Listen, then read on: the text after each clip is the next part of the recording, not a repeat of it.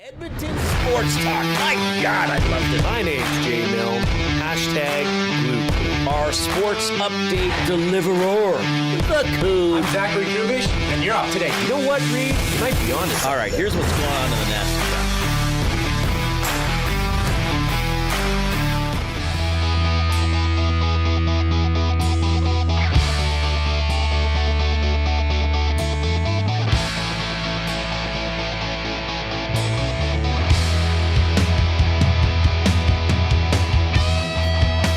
Okay, almost 3 minutes into the third period.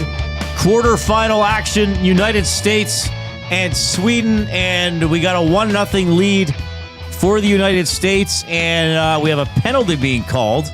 And we have a Swedish power play. So to be precise, 17:25 left in the third. Trocheck going off for a trip. Looks like he actually committed 2 trips on the play, taking down Landeskog. So Sweden to the power play with a chance to tie it. Jay, we've been watching, I guess, to be honest with you, a little after the Canadian game, and then we watched a very tense curling game. Are we a little spent after those? Tired. Like, I feel I can't get as invested in USA Sweden after Canada Czechia, and then we started watching USA Sweden. And then we realized that once what looked like a comfortable lead for Rachel Homan was on the verge of evaporating, and it did, with Italy getting 3 in the 10th, and then we watched the extra end. But still, we've been keeping at least an eye on this game.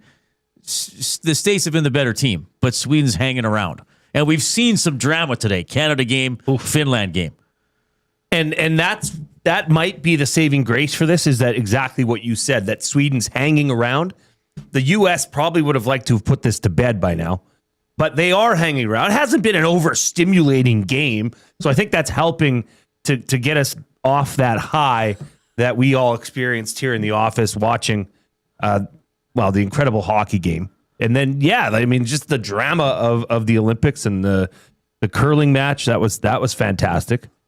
But yeah, I'd say sure, a little spent. Yeah, I think so. I wasn't up for the German game. Leon and company got eliminated, but that was the most lopsided game today, which you weren't in yesterday. Drew Menda predicted Germany didn't have a chance, and unfortunately they didn't. And he said Sweden didn't have a chance. Now again, maybe territorially and shot wise, Sweden's being outplayed. But in terms of the scoreboard, they're 1 shot away from tying it up. So I'll tell you what, everybody, thanks for joining us this afternoon. If you're in a location, work or otherwise, where you can't follow USA and Sweden, we'll give you frequent updates over the course of the next 30 to 60 minutes, however long it takes to decide. Do you want to put it on this TV for yourself? Oh, no, Jay? I just realized I can turn one of the Megatron streams. Oh, so you can actually see it now? Yeah, I can see it out of I believe it's called your peripheral vision. Okay, and if you are somewhere where you are enjoying USA and Sweden and listening to us, then we'll watch it along with you. And I do appreciate, this, Jay, something because we're doing our jobs and reading stuff. Sometimes the listeners might even help us if we miss a penalty or whatever happens. It is interesting in this office, maybe in your office or even home, like in the streaming world, things aren't synced anymore. No. Like I feel when we just had cable, everything happened at the same time. So you came in after the game, Jay. And yes. One thing we want to get to today when we get to the off-topic topic is we want your experience of watching today and the Marner goal and the Suzuki tying goal and all that kind of stuff, is that things aren't synced. So we have our chill zone with the chairs and the what do you call the thing? Is that a love seat from Avon's Furniture? Or is that a sofa? That's a reclining sofa. Double recliner? Yeah. Okay. Double.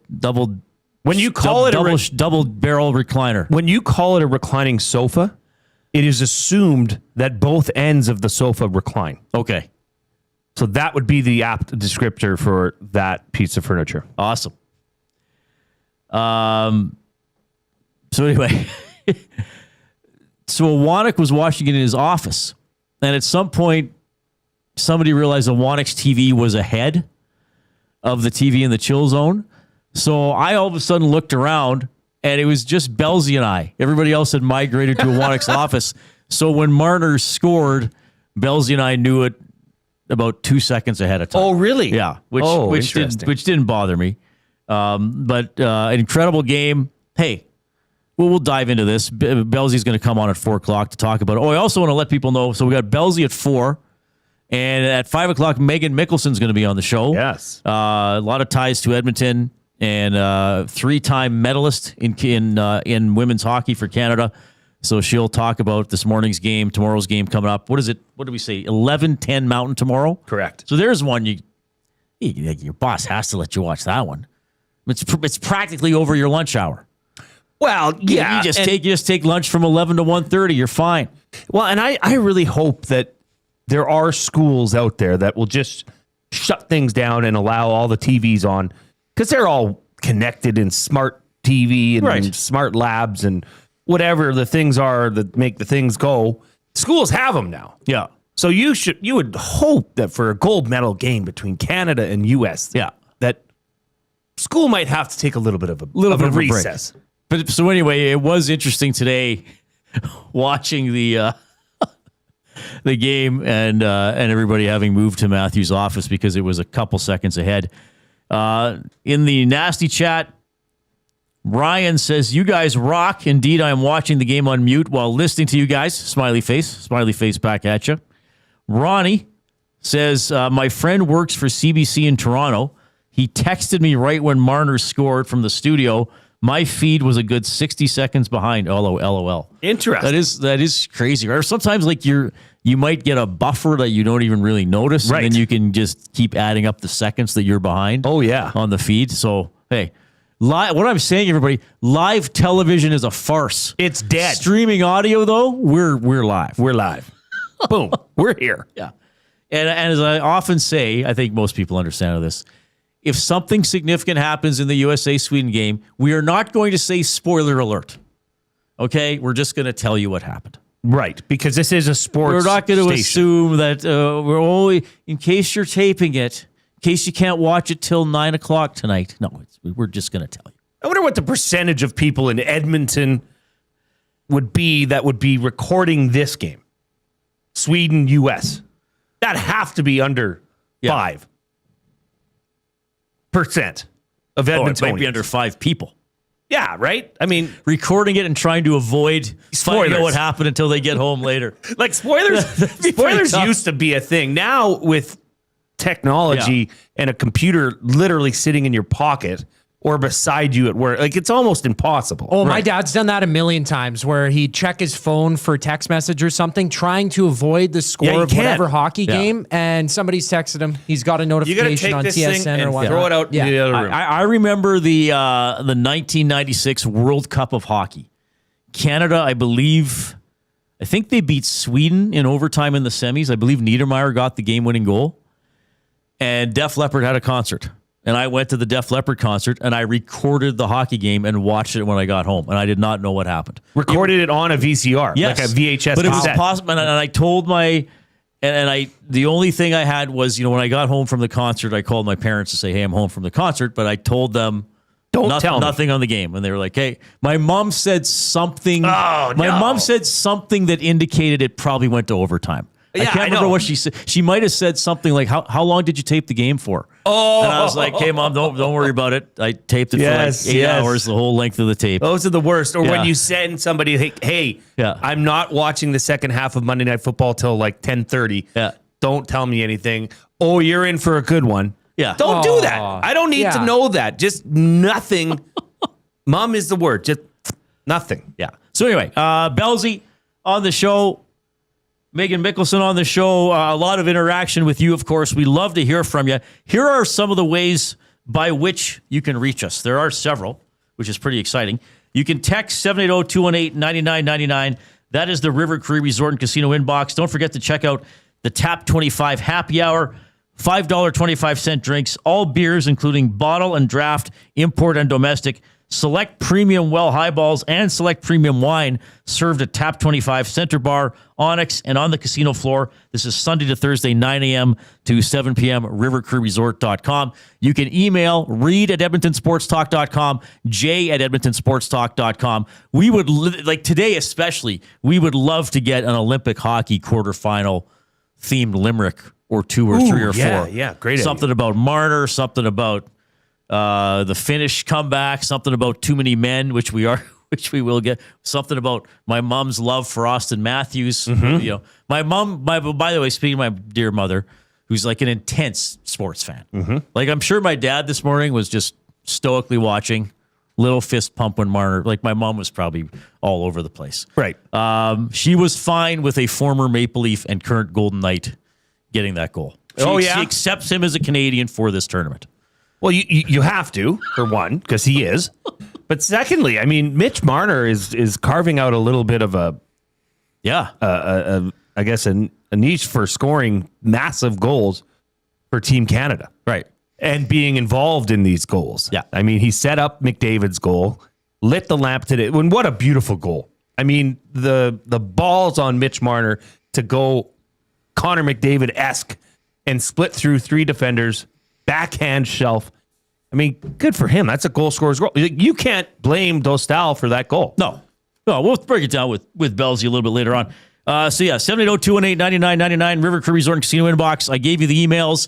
And, of course, you can chat with us and with each other in the Nasty Chat. That is the chat stream going on our YouTube channel of Edmonton Sports Talk. Subscribe to that channel if you haven't already. And for each individual show, remember to give it the thumbs up. Click, click, click. Must you click? Please, please click. Must you click? You must click. Thumb, thumb, thumb. All right. And then also once you've clicked the thumbs up, click the...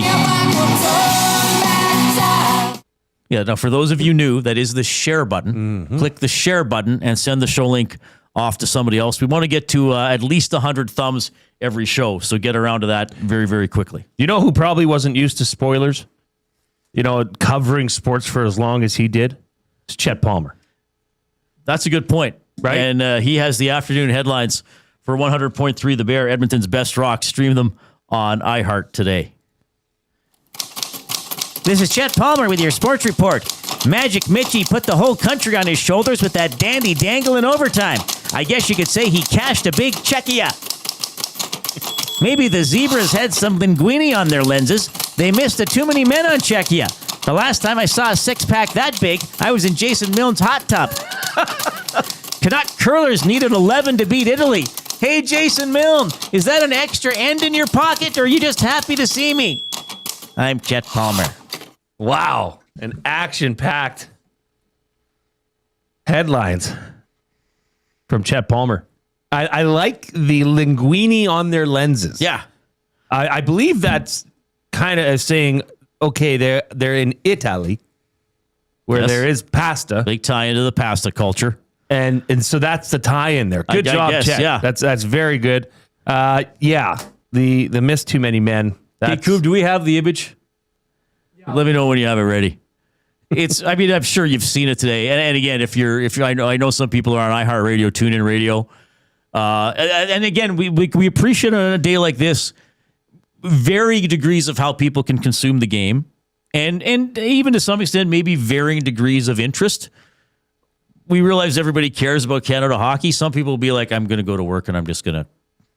Right. Some people might be like, yeah, but I still got a job and it's not life or death to me. Like, my buddy who's a fan, but not a huge hockey fan, he texted me just before the show and said, hey, I just saw Marner's goal. Pretty cool goal. So he knew what happened, but his life hadn't stopped to watch it.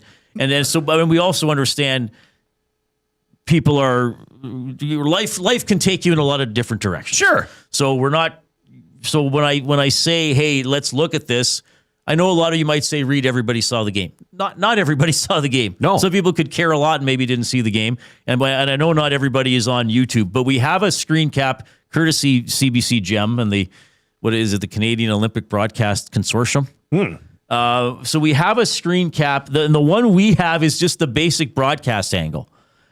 And it's basically like a second after Harley took the shot that was blocked, that led to the rush that led to the Palat goal, which put Czechia ahead. What, about 7 minutes left? And it's crazy because this too many men is not, oh, you know what? There was a guy and he had like 1 foot on the ice and 1 foot was on the bench. There are 6 Czech players defending in their own end. And then we froze it just when they're going to touch the puck when it should have been blown dead for too many men. Now, here's the thing that's amazing about this. The several levels, I guess I should say things. Number one, and the most obvious one, is that 2 referees and 2 linesmen missed it. Mm-hmm. And yes, I know for the tournament, it's been a mixture of NHL and IIHF linesmen or officials. But these are all leave it up if you can for the YouTube people, Coop. Who cares? These are all competent This people. is the Olympics. You would think a 12-year-old ref doing his first game might have spotted this because they're all around the puck and around the play. People would be up in arms at a U14 tournament if this happened. But here's the crazy thing: I didn't see it.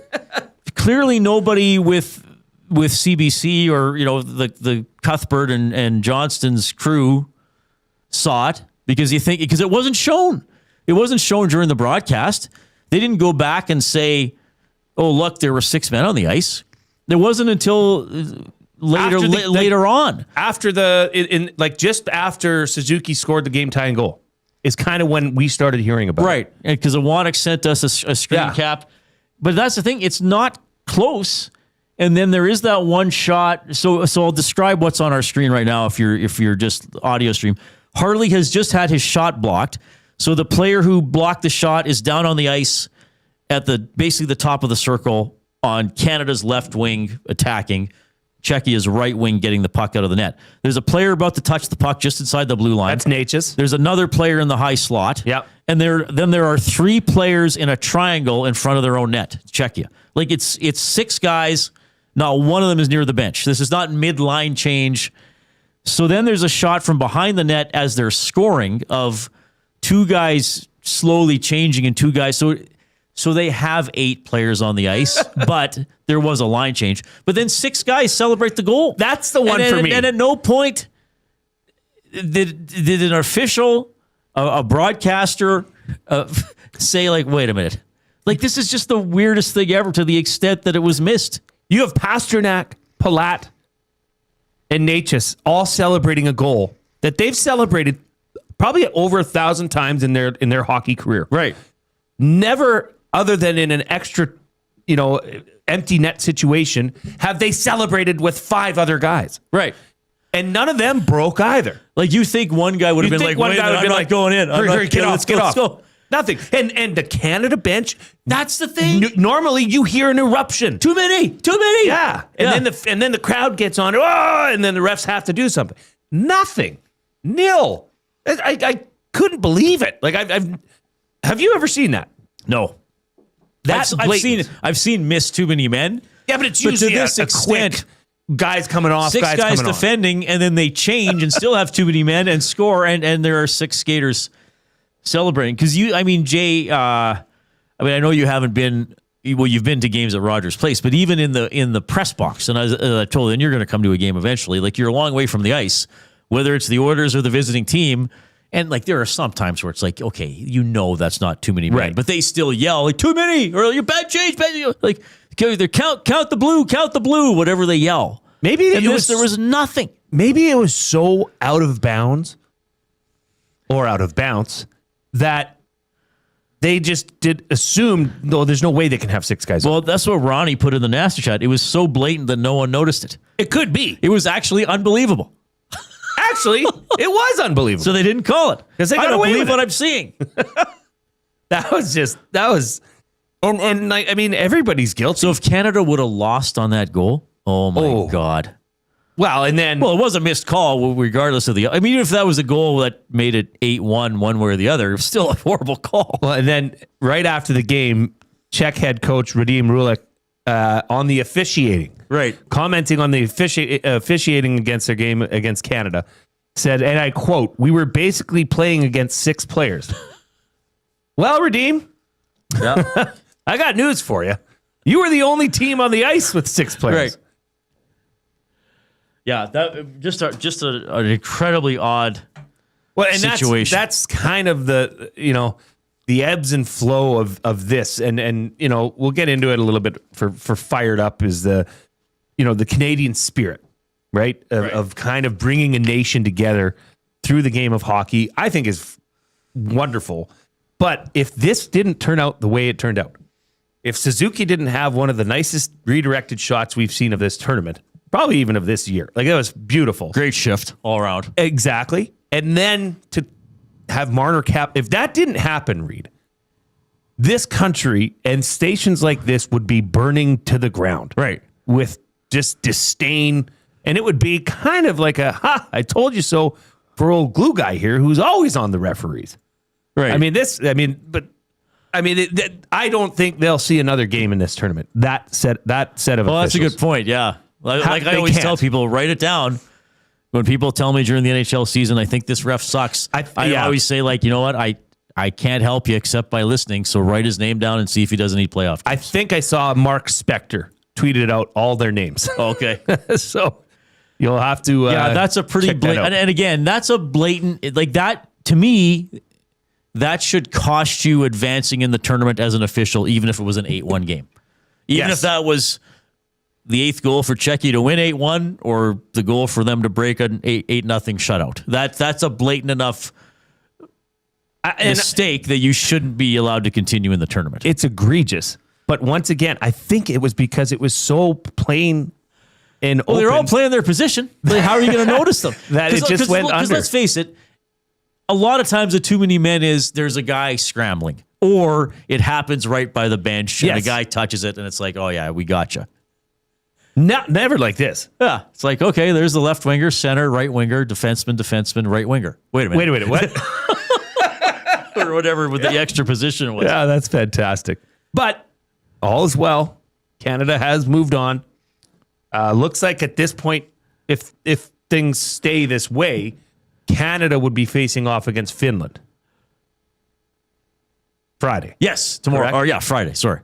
Yeah, if Sweden comes back to beats the States, then it's Sweden because Sweden's the lowest remaining team if Sweden wins.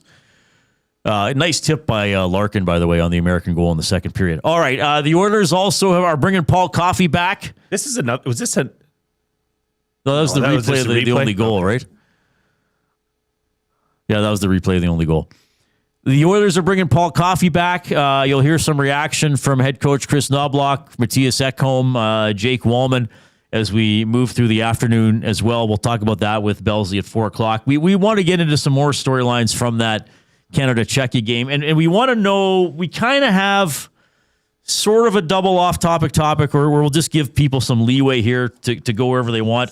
The off-topic topic, as always, is presented by William Huff. Since 1952, William Huff has provided industry-leading advertising solutions for thousands of valued clients. Their unparalleled customer service, combined with decades of industry expertise and a desire to make every job the very best can be, is what they call the William Huff Advantage. Visit their website at williamhuff.com or give them a shout, 780-454-4536. We would like to know the most nervous you've ever been during a hockey game.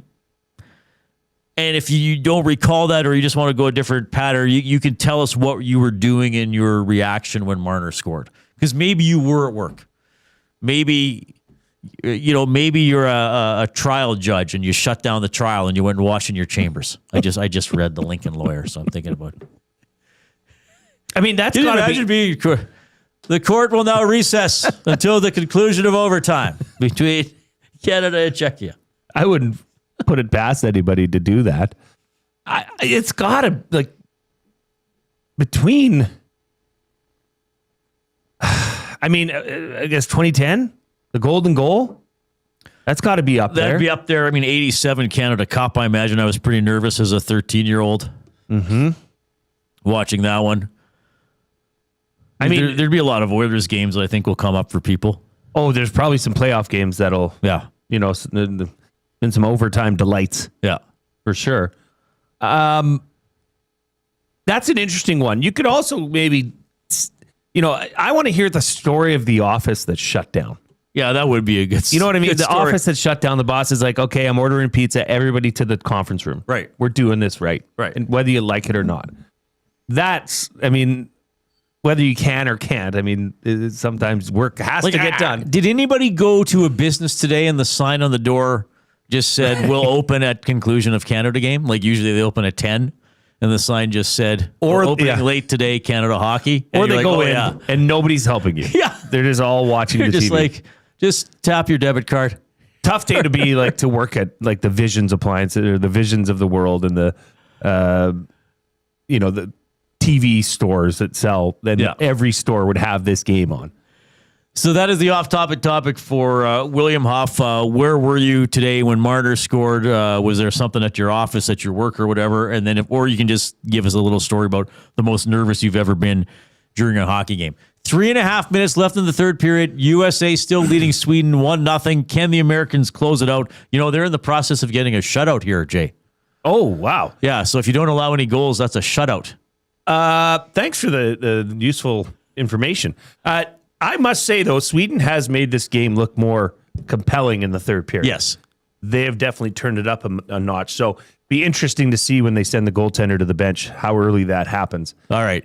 But we sorry, I didn't mean to cut you off. No, you're not. We just better get to Coob here for an update.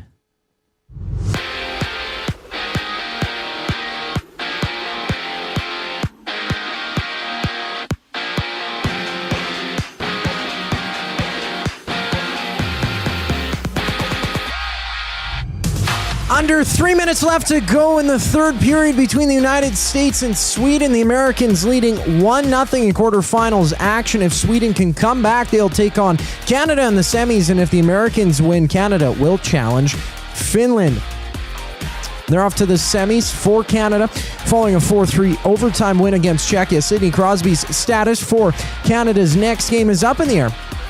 He left midway through today's contest with a lower body injury, and he's set to undergo an MRI to confirm the severity of the injury. Canada now with 14 medals at these Olympics. Stephen Dubois tasting gold in men's 500-meter short track speed skating. And earlier, Canada found a podium finish, taking bronze in the women's 3,000-meter relay. Back in Edmonton, Paul Coffey's rejoining the Oilers coaching staff following a stint as a special advisor to ownership and hockey operations. In women's curling, it was Canada's Rachel Homan defeating Italy's Stefania Constantini 8-7 in extras. Canada now has won 4 straight, drawing Korea tomorrow morning. This sports update is brought to you by Windsor Plywood Leduc. Locally owned and operated, serving Leduc and surrounding areas since '93. They have doors, flooring, baseboards, and of course, plywood. Go see the knowledgeable staff at Windsor Plywood Leduc. And with 1:31 left to go, the Swedes have tied it at 1-1. The Reid Wilkins Show returns following the break. I'm Zachary Kubish, keeping you up to date. 2 guys and a goalie. Canada will only allow 1 goal in the preliminary round. Hired or fired. So they have Switzerland and then France. I'm going to hire it. You said somebody gets 1 by him? Yeah, I would guess Switzerland. Someone's going to get 1 in Switzerland, but other than that. Cass, hired or fired? Hire it. They give up 1. I mean, the odds of them running 3 straight are low. 2 guys and a goalie, presented by GS Construction. Tuesday and Thursday afternoons at noon, only on Edmonton Sports Talk, your clear choice for Edmonton sports. We have what you're looking for. GD Liquidators is Edmonton's one-stop shop for new and used warehouse, office, and industrial items since 1987. You'll find what you want when you want it. Give us a call, visit us in store, or check out the monthly auctions at gdliquidators.com. 100% Canadian owned and operated. We have what you are looking for. GD Liquidators. Your home for live music and great performances is the River Cree Resort and Casino. Hear the story of Waylon Jennings through story, song, and multimedia performance March 1st at the River Cree Resort and Casino. Tickets at rivercreeresort.com. River Cree Resort and Casino. Excitement, bet on it. Real fans don't stroll in at puck drop. They claim territory. They study the screens. They get into their spot, which is why this matters. The Canadian Brewhouse now has happy hour. Brand new. Tons of options. And the good stuff, like our espresso martinis and our cracked. GCL Diesel has been serving oil country since 1972. From diesel cars to SUVs to pickups. From farm tractors to school buses to a big rig. From diesel generators to forklifts, GCL can test, troubleshoot, and repair all diesel fuel system components. Whether it's injectors, pumps, turbos, filters, or additive, GCL has the parts you need to keep your diesel running the way it should. For genuine diesel parts at wholesale prices, visit GCL Diesel in the West End or online at gcldiesel.com. GCL Diesel. Diesel understood. Hey Edmonton, did you know a local Play Alberta winner scored over $430,000 on Desert Fantasy? Think about the rec room you could build with that kind of cash. From major casino winners every hour to jackpots worth millions and hundreds of popular games to money that stays in the province, there has never been a better time to sign up for Play Alberta. Download the app today to get started with casino, sports, and lottery, all in one app. Must be 18 plus to play. When you gamble, use your game sense. Sentinel Storage presents Team Canada ski cross racer Rhys Howden. Being able to represent a country that has done everything to support my dreams is unreal. To stand on the podium and represent Canada, I don't take it for granted at all. Sentinel Storage, proud partner of Team Canada.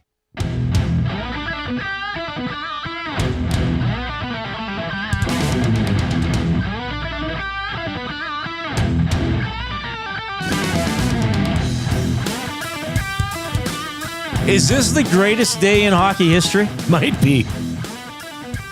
So, if you heard Koob, they scored during his update. Zibanejad scored with 1:31 left. Sweden had pulled Markstrom for the extra attacker. Zibanejad fires in a one-timer, and regulation time just ended.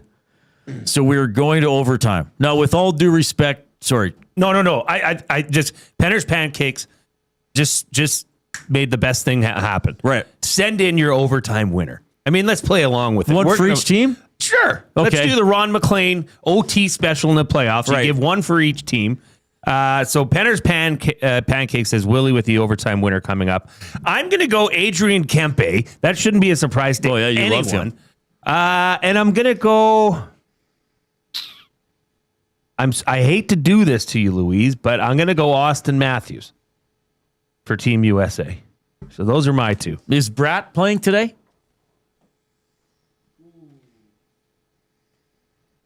Jesper Bratt? He'd play 3-on-3, wouldn't he?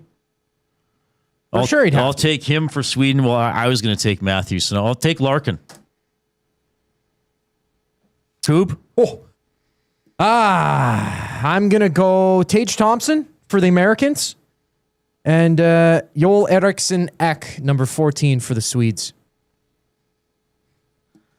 All right. So, and by the way, we got to thank our friends at Little Buckaroo Design in Noon Sarepta. They are presenting portions of this hour. But like one of the greatest hours ever. Might be. Since 2015, Little Buckaroo Design in New Sarepta has been saying, heck yeah. Heck yeah. We can do that. Like tie the game late in the third period. From heat press and embroidery to rhinestones, sublimation, DTF, signs, and custom decals. Decals? Michelle and her team can make it happen. Stop by the showroom at 5063 Center Ave in New Sarepta. Call 780-984-2872 or check out their website at lilbuckaroodesign.ca. Little Buckaroo Design in New Sarepta. Incredible partners here of Edmonton Sports Talk. They've made us close. They have. Lovely people. So, all right. So what a day! I can barely. Okay, now fair enough. 6-2 Slovakia over Germany, but nobody was watching it. We were all asleep. And hey, Germany was a plucky team. They did the best they could. Canada, Czechia, tense. I'm just double checking the times here. Palat scores at 12:18 of the third. Suzuki ties it at 16:33. Marner wins at 1:22 into overtime. Binnington makes a great save late in the third and early in OT. Then you got Switzerland, Finland. The Swiss get up 2-0. Aho scores with 6:06 left. Heiskanen scores with 1:12 left. Lehkonen wins at 3:23 into overtime. Okay? And we were watching part of that, but halfway through the third, we were like, yeah, the Swiss are just choking them out. Mm-hmm. And then Finland's like, no, we're not done. And now we got overtime, Sweden and the United States. So Larkin scores 11:03 into the second. Zibanejad ties it 18:27 to the third. And now we are in 3-on-3 overtime. So now we're really watching along with you, hopefully. Okay, so you took who and Matthews? Kempe. And I'm not totally informed on how these teams are going to use their players in overtime. Yeah, I mean, Adrian Kempe usually finds himself around. Is that Nylander there going to the net? Nylander turning it over. Yeah, great one. Yeah. This is awesome. This is amazing. Yeah. Now this is odd, Reid. There's no, sorry, but what I just saw in the first, 48 seconds here. Oh, Bratt was out there. He was out there first shift. I'm not seeing gamesmanship. I'm not seeing what I guess maybe what Oilers fans are used to is that they're not settling for a shot outside the faceoff dot. Like Gensel just took a very low percentage shot. I mean, I guess held for a faceoff. You get the faceoff in the offensive zone, but you got to win it. So Trocheck, is it Trocheck against Eriksson Ek? The States got it back to the blue line, but couldn't keep it in. So 3 of the 4 quarterfinals go to overtime. Now, to this point, the higher seeded team won every game, right? Because Canada was higher seeded. Yep, this would be the only Slovakia upset of and the then day. Well, this would be a major upset. Yeah. Well, this is why we have the games. So we got somebody predicting Quinn Hughes in the nasty chat. Good prediction. Good prediction. A lot of skill. I think that's obviously. Kempe on the ice right now. Your favorite a non-Oiler? Yeah. Not even close. I don't know. I mean, I guess it's just because we're used to seeing him burn the Oilers usually in the playoffs. Like he's a force. Like, yeah. During, what has become a familiar matchup in the first round. Well, your buddy Jim Hiller liked him so much he was playing him on defense. Yeah, I couldn't get enough of him. It's funny though, like how Knobloch, who we're going to hear from later on, we talk about his line combinations and switching it up. And I think at one point during the Canada game today, it was said, Cooper looking for any combination at this point, Yes. Well, and that's part of that was with Crosby missing the last half of the game that messed up their rotation a little bit too. Well, and I mean, we've been talking about the reaction from the game. We didn't really get into the specifics of the game, but I mean, the way Canada came out early in that game, they get that goal by Celebrini. I mean, you're thinking, okay, the route is on. Again, here we go. Yeah. But you and I were texting throughout that game, and after that goal, it just felt like Czechia really buckled down. Yeah. And flipped the script on Team Canada to the point where we both thought, well, this is kind of an uneasy feeling, right? Well, yes. They tied it. Okay, it's tied. Then they went ahead, and then the one player I want to give credit to, States here with the puck in the offensive zone. One-time try. Markstrom gets across for the save. The one guy I got to give credit to is Radko Gudas. Oof. I thought for the first 30 minutes of that game, he was the best player in that game. Like, how you talk about someone being an emotional leader or grabbing the team by the scruff of its neck and saying, come on, boys, you're dragging them along. I thought, and of course, Czechia has a lot of great players and NHL players, but Gudas was hitting everything that moved, and he was hitting with malice. Mm-hmm. And he's part of the reason Crosby got shaken up. Yep. And I'm not saying he was trying to hurt anybody. No, but he was hitting that he didn't care if he hurt somebody. Well, but he did cost their team. True. And that's the thing.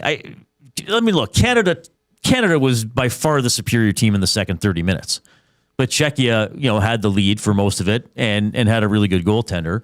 But the way Gudas played, especially in the first 30 minutes, I thought was just impressive. Noticeable. Yeah. Very noticeable. And I said it earlier in the boardroom. I mean, can you imagine the Oilers having to face Radko Gudas in the first round with Anaheim? Yeah. Not a matchup you want to see because he is a miserable bastard. Right. Which is why he's good. Yeah. Yeah. He's not afraid to show it. Yeah. And then Dostal was, he's an excellent goalie. He made a lot of good saves. And I think Canada, just missed out on a couple of chances. But, that was just such a great game. I mean, Canada was the favorite. Czechia did everything they could. It's got there it is, over. U.S. wins. U.S. had the puck the entire overtime. There it is. Who said Hughes? Quinn Hughes got it. 6:33 left in overtime. He just kind of walked in and took a shot from the high slot. I think it beat Markstrom low to the glove side inside the post. It was a little bit of keep away for the U.S. in overtime. The Sweden didn't really mount much, and that does it. So it's Canada. It's Finland, likely at 8:40. We don't know the time for sure yet. But Well, I think the U.S. has had this time slot, 1:10 or 12:10 time slot. So I don't see how that would change. Congrats. This was Kevin SD7S. Quinn Hughes will score. There it is. He got it. Well done.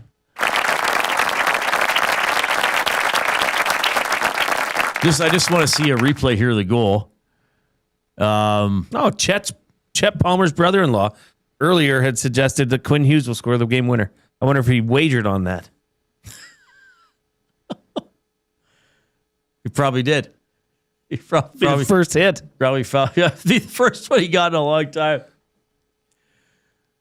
Yeah, a bit of a not a bit. It was a mid-range shot. Wasn't a 2-on-1. Wasn't a dangle like Marner. Hughes just thought, I can beat you from this spot on the ice, and he did. Coob will break as soon as they see the replay, because I want to just give people another breakdown, because I've only seen it once. I want to see exactly where that puck went, if there was maybe a bit of a screen or it could have hit something on the way in. But the States, they took 3 or 4 shots. Just they weren't looking for a backdoor play. They were like, let's just fire away. So there's a bit of an exchange at the blue line. Hughes goes a bit to the right wing, cuts back into the middle, and just fires it quickly. But he was right out near the tops of the circle, or top of the circles.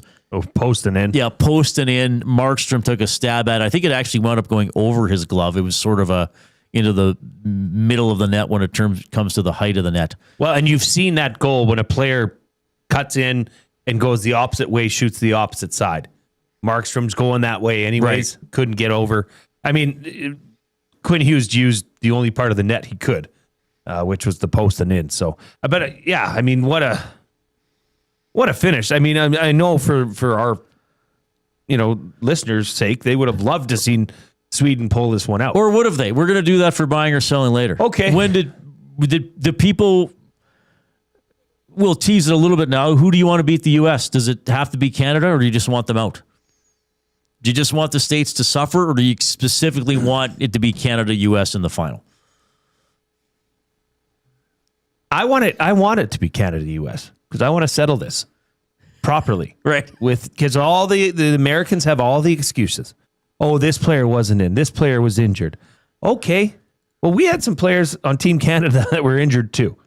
Now, I don't know. We'll have to see and follow this Sidney Crosby news. But I don't know. Looking the way he went off the ice, I mean, I'm just telling you what I see. This is nothing concrete, but I'd have a hard time believing he's going to be back in this tournament. I would as well. I think, what did they say? They're going to get an MRI. Probably won't know any results till tomorrow. I doubt they're going to come out and announce anything. Well, why would they? They'll probably just be like, yeah, we'll see. Yeah, I think in this situation... I mean, hasn't Josh Morrissey been we'll see for every game? Oh, he's not done. Oh, he's not done. Well, he's not back.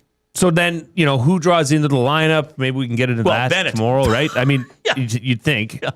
That was tough seeing him sit in the stands. He did not look too happy, but... What a day of hockey. We'll talk more about it with Belzy. Women's gold medal game coming up tomorrow. We have Megan Mickelson on in a little bit to talk about that. And you're going to have that for your play of the day in 3 or 4 minutes. Yes, That's coming up courtesy Play Alberta. What an afternoon. What a day of hockey. Here's the Coop.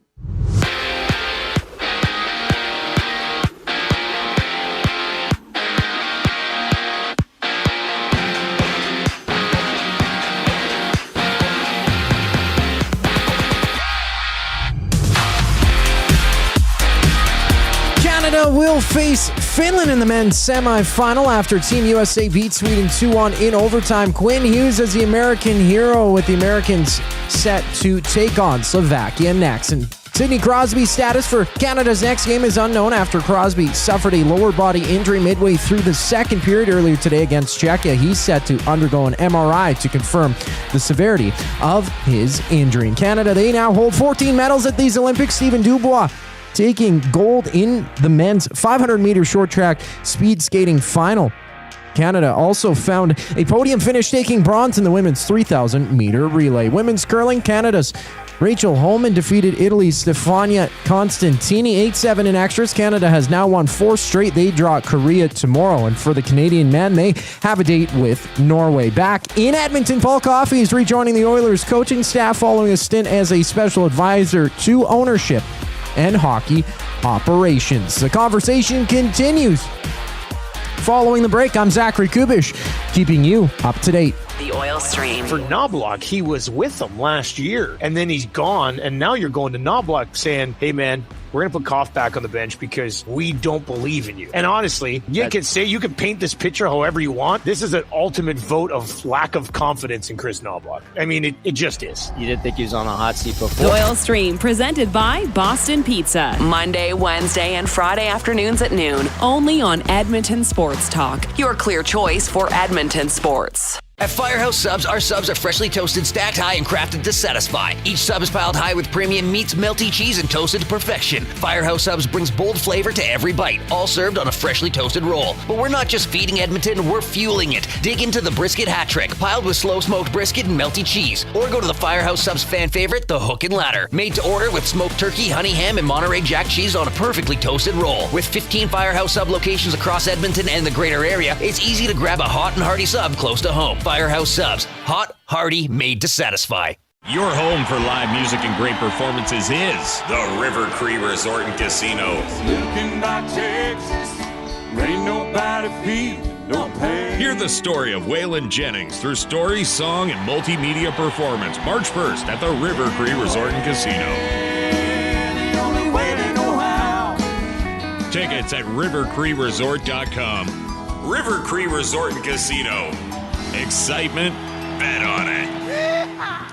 Real fans don't stroll in at puck drop. They claim territory. They study the screens. They get into their spot, which is why this matters. The Canadian Brewhouse now has happy hour. Brand new, tons of options, and the good stuff like our 8-inch 2-topping RCM pizza and our signature Caesar. Monday to Saturday, 2 till 6 p.m. starting at $3.99. That's more than enough reason to come early. New happy hour at the Canadian Brewhouse. If you're serious about game day, we'll see you for happy hour. Looking for flooring? Paramount Flooring has it all. Sales, service, and expert installation. With options for every style and budget, open 7 days a week. We've got you covered. Quick delivery and in-stock deals. Plus, EST listeners get 10% off. Visit ParamountFlooring.ca today. Must you click? Click.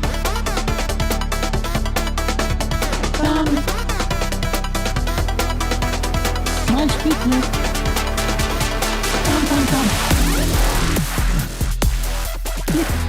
All right. Hope you're having a great afternoon, having a great day. Canada won in overtime earlier. Then Finland won in overtime, and now the United States wins in overtime. So couple that or match that all up with the Slovakia win from early morning here in Edmonton anyway, Edmonton time. We have our semifinals. I do not believe the start times have been confirmed.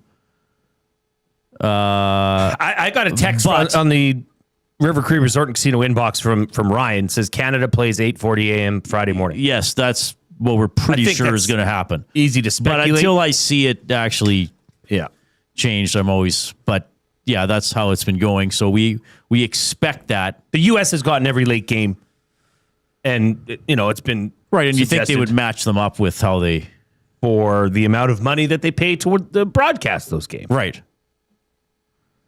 Just trying to see. Yeah. Hey, you always go to Elliot Friedman. He hasn't put out the times, but he has Canada-Finland listed as the first game. So we're pretty sure that's what it's going to be. I'm actually, I hope people don't mind me sharing this because I'm going to do the show as normal, but I actually feel spent from just taking in all that hockey. I mean, we didn't watch a lot of Finland, Switzerland, but my, oh my, what we did see. And then the U.S.-Sweden game, and after that. And I was really interested. Now, you weren't here because you watched the whole game at home. Yes. I watched the first 2 periods at home, came in, and seeing the younger guys, because this is big for them, right? 2018, 2014, for guys of our vintage, it's not that long ago. Right. For these guys, they're like, it's the first time I'm seeing this as an adult. Like, I actually understand what's happening. Right. You know, like I'm actually working with at a sports station. Well, and you're working in the mecca of a place that you'd want to be working at during the Olympics, during this men's hockey tournament. Right. This is the place to be. I wouldn't want to be anywhere else, boys. How could you? But if Canada would have lost today, would have I been disappointed? Yes. Would have it ruined me? Would have it even ruined my day? No. Oh, we would have come on. We would have talked about it. Now it would have been part of history, and we would have been the shoulder to cry on. We got to deal with, and all that kind of stuff. Like, I think for Coob and Benny and Trev, it would have been probably weeks for them to pull out of it, out of the spiral. Trev. When I got here, he was still coming down from the high of the win, and gave me the biggest embrace he's ever given me. We always say hi. It's never usually, it's not always in the form of a hug, but today was a squeeze. Wow. Today was a bear hug. Right. And he said, I would have been distraught. Oh, he was a nervous wreck the entire game too. And I tried downplaying it, like Benny and Trev were getting super excited, but once things were like tied up and we're all sitting around the TV, it was just, oh boy. And then Czechia took the lead, and that's when the nerve kicked in. Okay, let's talk about that. I was not concerned with 7 minutes left in the game that Czechia took the lead. I did not think this was a done deal by any stretch. In fact, when they scored the tying goal, I said to my wife, I said, I think they can finish this before going to overtime. Because overtime is one skate blade blown, one mistake away from over. Thankfully, it went Canada's way, but I think everybody was nervous. I don't think, everybody was collectively nervous for sure. Yeah, with bated breath. Like, I thought the same thing, that Canada had the edge in overtime, but it was just to hold on really for those 7 minutes to make it to the extra frame. And like you mentioned with Trev giving you the bear hug, I mean, Benny and I kind of exploded, and that was the first thing we did. It was just absolutely electric. And I can't lie, I was coming down from the aftershock of the game myself. What was that you just saw there? Okay, so they showed a split screen of Marner's goal and Chris Cuthbert calling the goal. And he actually put his arms out to the side. First of all, Chris Cuthbert is someone I look up to as a broadcaster. Sure. Plus, he's an awesome human being. He's been on this show a couple of times since it started. And I've been lucky enough to get to know him a little bit over the years. I've told the story numerous times about calling him for my career investigation when I was trying to get into Nate. But he has what I would consider a very unusual posture when he calls games. And I've seen this before, so I know he does this all the time. He wears a headset with the microphone off the arm of the earpiece to his mouth. He holds that the entire time. Like it's like he's holding it steady, so it's not shaking around or something. Oh wow, yeah. Just if people saw that, it's always struck me as different. I guess I don't want to say unusual because I'm sure somebody else must do it, but I from what I've seen of play-by-play guys, that would be uncommon. Yeah, because you'd think your hands would. Well, I guess it's the way he holds it, right? But yeah, like I'm touching my mic right now with my hands, and you can hear that. So you'd wonder, well, unless it's got a hard side to the outside, Reid. Some of them have a hard edge, so he's probably holding that. I think that's probably what it is, yeah. Or maybe he's just holding the arm and not the actual mic. Do you think Chris Cuthbert's going to, go down as one of Canada's greatest sports broadcasters of all time? Yes. If he's not already there. I think he already is. Yeah. I mean, you think of the goals that he's called. Right. I mean, I think the number one, at least in recent enough memory, would be the golden goal. He got the golden goal. And who knows what's to come. 4 Nations. He's done, now he does the Stanley Cup final. I mean, hey, and let's face it, guys, he does the Leafs regional games. So those are the premier broadcasts in the country, right, everybody? Sorry, I couldn't go a whole hour without trolling. Well, don't now. Watch what you get called now. But even the fact that he did a lot of football, too, along the way. I mean, he's not a one-sport pony, so to speak. As per Matthew Iwanek from Frank Saravalli, Friday, February 20th, Canada, Finland, 10:40 Eastern. So 8:40, like we thought. 8:40, U.S., Slovakia, 1:10. Gold medal game, Sunday, February 22nd. Yeah. 8:10 Eastern. Yeah, it's 6:10. That's locked in, obviously. Because that's the final regardless day of who's in it. Yeah. Yeah, so 6:10 Sunday morning. Crosby's going to get the imaging done. Cooper said, I don't even have my poker face on because I honestly don't know about Crosby's status. So, yeah, incredible stuff. Well, thankfully they have. You know, it's an interesting question. My wife was asking me during the game. We were watching it together at home, and just that's where I watched the final of the Four Nations face-off. Was in that living room, with my whole family. Today it was just with my wife because the girls were at school. But she was saying, she's like, aren't all these players NHL players? I was like, well, for Canada. No, not in Canada. For Canada, not yes. on every other team. And they're not only just NHL players. They're superstars in the league. Right. And she said, well, why is Czechia, at that point, why are they leading? And that's just the emotional changes and ebbs and flow of a game. Right. Right? Czechia took over that game for a brief period. But then, I'd say the final 30 minutes of that game. And let's face it, everybody. Dostal's a very, very good, if not excellent, NHL goalie. Sure. And Binnington made some great saves, but I would think in the NHL, if you went to most people and said, okay, it's game 7, you can have Dostal or Binnington, who do you want? This season, most people would probably take Dostal. Yeah. Quite frankly. Well, and I mean, Binnington is sure making people like me look silly. But he's come up big when he's come up big. And I mean, everybody was questioning whether he's the guy, but he's got the experience. You see it in games like that. What did he have? 2 or 1 big save in overtime? Yeah, so I wrote down here, minute 12 left was the Natchez breakaway.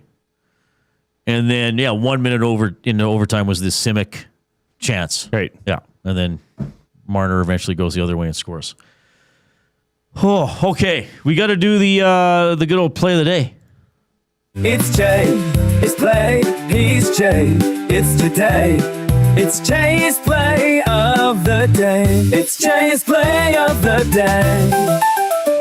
Jay's play of the day. Presented by Play Alberta. Make your bets count for you and everyone else with the Play Alberta app with hundreds of player prop bets on the biggest leagues, NFL, CFL, NHL, NBA, MLB, you name it. You're not just playing for fun, you're supporting your province. Play Alberta revenue helps fund Alberta programs and services. Okay. Going to the gold medal women's game tomorrow.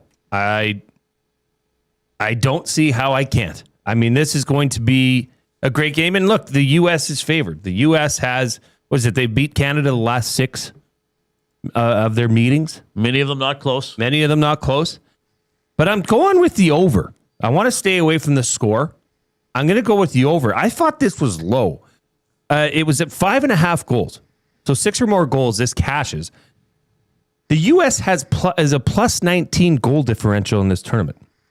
They've scored 20, allowed 1. Canada is plus 8. They've scored 14. They've only allowed 6. I don't know why this wouldn't be a higher scoring affair. It's going to be a tough one for Canada to win, and obviously we're going to have Megan Mickelson on later to maybe say why Canada does have a better shot than what most would think.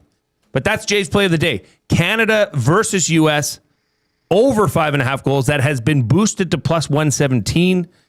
So head on over to playalberta.ca, click on sports, click on EST specials, and you'll see it there. Jay's play of the day. Canada, U.S. women's hockey over 5.5 goals, boosted to plus 117. And always remember to use your game sense.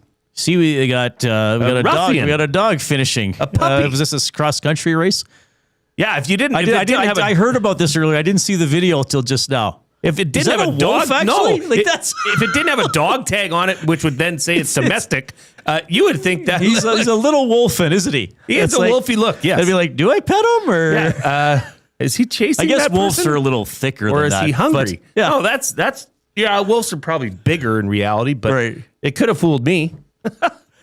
It's Jay, it's play, he's Jay, it's today. It's Jay's play of the day. It's Jay's play of the day. Jay's play of the day. And remember, if you're taking us in on YouTube today, please give us a thumbs up if you haven't already. We want to get to at least 100 thumbs for the show. We are over halfway there, but don't delay. Get in there and click if you haven't done so. In the next hour, we'll talk a little bit about Paul Coffey rejoining the Oilers. You'll get some comments from head coach Chris Knobloch, and Sean Bell is going to check in after the 4 o'clock break. The Lock Shop. We should be. Yes! Yes! Mitch Marner! Mitchy Marner! Mitchy Marner! Let's go! Oh my God! I take back everything I ever said about you, Mitch. Oh, Mitch Marner, you legend. Set up the game winner in the Four Nations and then buries The it. Lock Shop, weekday mornings at 11, only on Edmonton Sports Talk, your clear choice for Edmonton sports.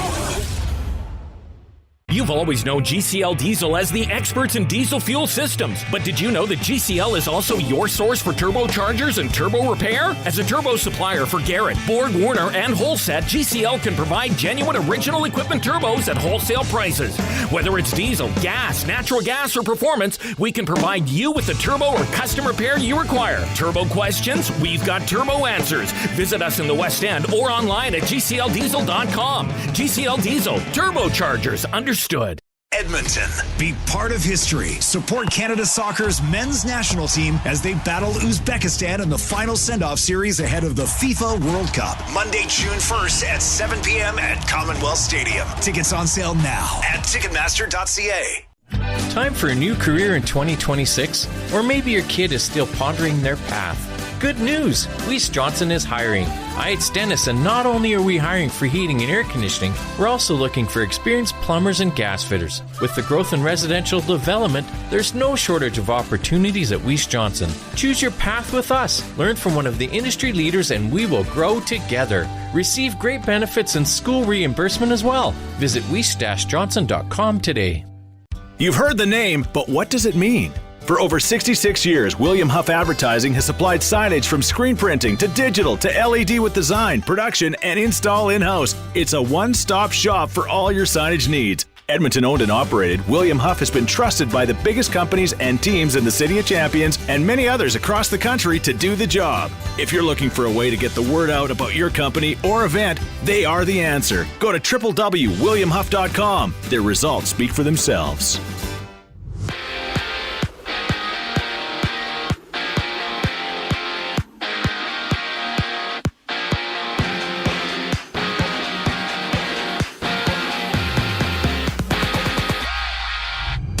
The Final Four is now set for the Olympics men's hockey tournament. Canada will battle Finland on Friday while the United States takes on Slovakia. And Frank Saravalli has reported that Canada's game will start at 8:40 that morning. And for that game, Captain Sidney Crosby's availability is up in the air after he suffered a lower body injury midway through the second frame earlier today against Czechia. He's set to undergo an MRI to confirm the severity of his injury. And Canada now holds 14 medals at these Olympics. Stephen Dubois tasting gold in the men's 500-meter short track speed skating. And earlier, Canada found a podium finish, taking bronze in the women's 3,000-meter relay. Women's curling, Canada's Rachel Holman defeated Italy's Stefania Constantini 8-7 in extras. Canada has now won 4 straight, drawing Korea tomorrow, while the Canadian men have a date with Norway. Back in Edmonton, Paul Coffey is rejoining the Oilers coaching staff following a stint as a special advisor to ownership and hockey operations. I'm Zachary Kubish. That was your sports update. The second hour of the Reid Wilkins Show starts right now.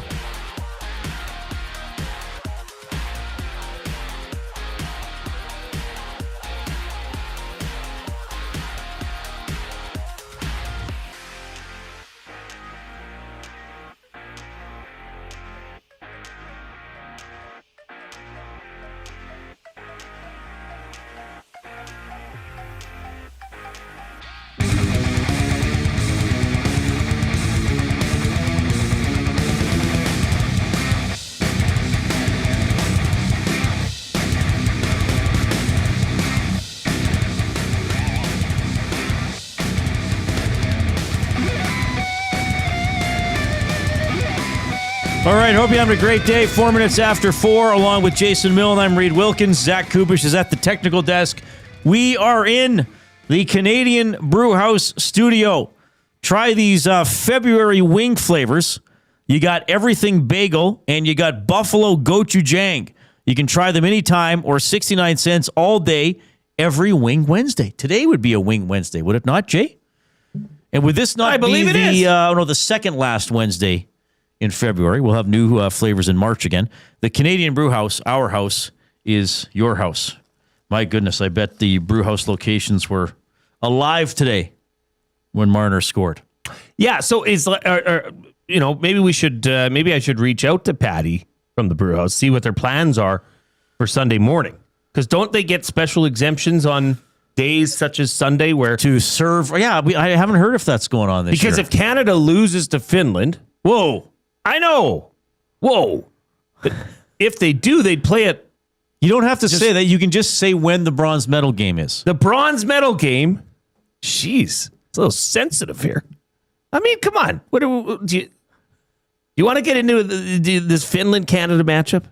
I think Canada's going to destroy them. Oh, well, they might. Okay, so then we got to ask and find out. Forget the bronze medal game.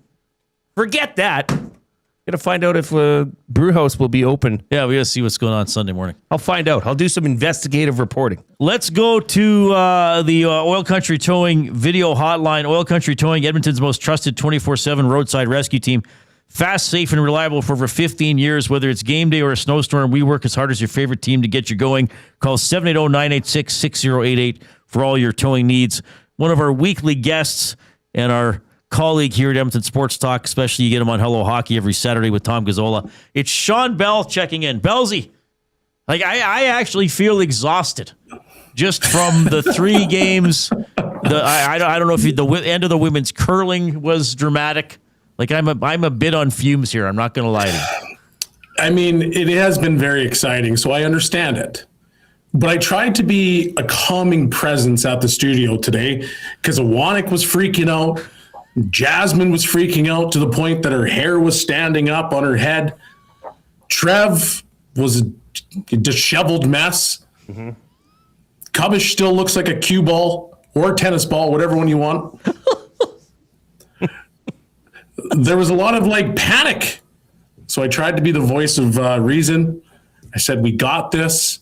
I said it on the hangout. We got this. And guess what? They had it. They got it. Yeah, they didn't even have to tie it in the they didn't even need to pull their goalie to tie it. Finland and Sweden did. It was fine. It was all fine. It almost felt like Suzuki's goal was a bit of a karma situation. That should have been in the net. He was wide open. He rings it off the inside post, goes out, and you're like, oh, man, not this. They score that goal, and then he has an unbelievable tip from, another area code. That's how far out that thing was. Perfect tip between the legs. It's awesome. Canada has all the life, and then it goes to OT, and I don't mean to disrespect the Czech players, but after that first line, Pasternak, and Natchez, right. Who else are you going to put out there with the firepower that Canada has? It's basically done at this point. So it was nice to see that they were able to claw back. It was adversity. They needed it. And I think that was a big game for them, especially moving forward in the tournament. Okay, so let's start with that overtime goal. What did you see? Because you and I were left alone, together watching, because everybody else went to the office that was half a second ahead, and we were like, we're fine. But they wanted to watch in real time. I mean, it's easy to just say, okay, it's a great play by Marner, but were there any other little details you noticed on that play that set up Marner's rush? Yeah, it was a great play, and I think some of the details within that is that Marner is looking to move the puck to Celebrini, who's on the right-hand side, just at the blue line, and so he's got his stick. He's not really stick handling, but he's leaning like he's going to dish the puck, and you saw actually 2 players start to shift, thinking that he was going to move that puck. Anticipating that he was going to move the puck, and then he doesn't, and he walks through it, and that's all he needed was that little bit of room. But just that that quick little fake, that little hesitation, the suggestion that he was going to move the puck was all he needed to break through that hole 1-on-3. And he made a great play. Like, that backhand was awesome. Now, you could argue that Dustall probably should have had the puck, but I mean, it was a really skilled play from a player that very skilled.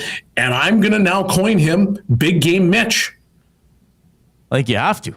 I mean, you have to. What was that? 2 overtime goals in the last 8 games because they played 4 at the Four Nations Cup and they played 4 at this tournament. Yep. So that's pretty good. But I like how you explained that, and that's the first thing I said to you here at the studio. I said, did they overcompensate for a potential pass to Celebrini? So I love how you broke that down. Yeah, it was a very skilled play, and it was just slight hesitation. But Big Game Mitch, amazing stuff. He's a guy that is being relied upon. Celebrini, same kind of thing. And you look at it, and this is obviously a chirp towards Leaf fans, but wouldn't you need a Big Game Mitch in your lineup? Oh my. Well said, Bellsy. Sean Bell joining us here, co-host of Hello Hockey, which airs right here on Edmonton Sports Talk Saturday mornings at 10 a.m.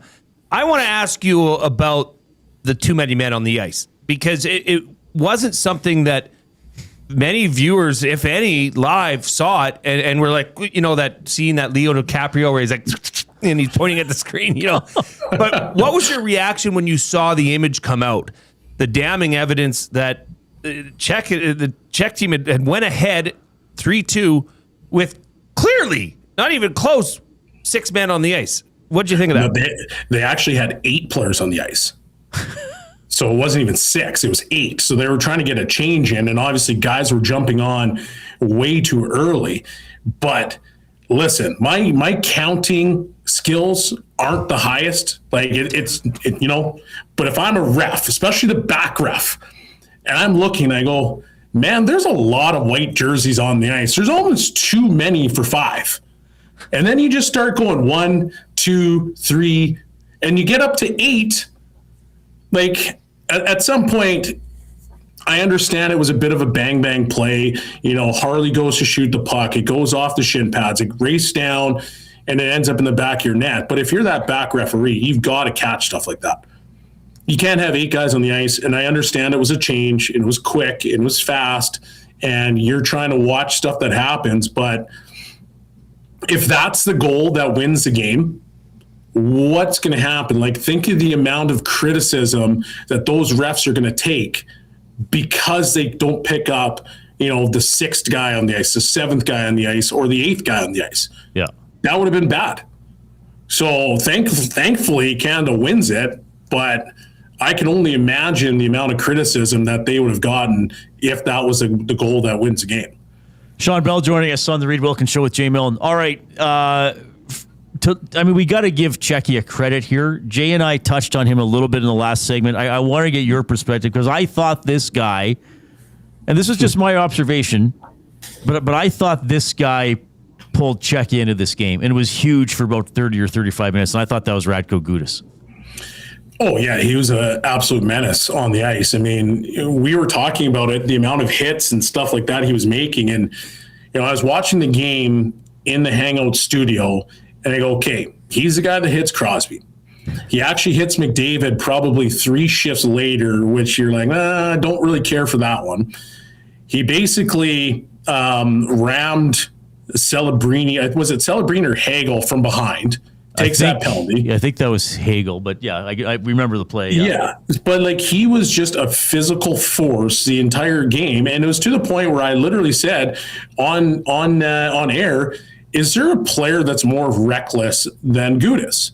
Not saying I don't want him on my team, because I kind of do, because he keeps people accountable, but at the same time, this guy is just, you have to account for him being on the ice, and he punishes you, and he doesn't give you anything for free. And if you let up, well, that's usually when he catches you. And, he caught a lot of Canadian forwards, and, I hope Sidney Crosby's okay, because they need that leadership. But Gudas dragged that team into the fight. And he made it known, we're not going to go down without swinging at least a few times. And they played a great game. moving to this semifinal against Finland, do you think that Canada should up their physicality leading into this game? Because I'm not sure Finland can match that. In fact, I'm quite certain they can't. But in preparation for a potential gold medal matchup with the U.S., I just felt today that there was points where they ramped it up when Czechia was pushing back against them. But do you think Canada should bring that into more of the 60 minutes of their game? Yeah, it's something that they did throughout the regular, I guess, the tournament games. The round robin. They did a good job of blending skill with physicality. And I think they have to do that going into this game against Finland. The only problem is that if you're Team Canada, you're going to get everybody's best game. So other teams are now saying, okay, well, we have to be extra physical so that we can try to take these guys off their games. It's just something that we've seen over the last, 4 or 5 years where teams are starting to adopt that style of let's get after these guys. Let's get them off their game. Let's coax McDavid into penalties or McKinnon into penalties and stuff like that. And I fully realize that Four Nations happened. Olympics is now this year.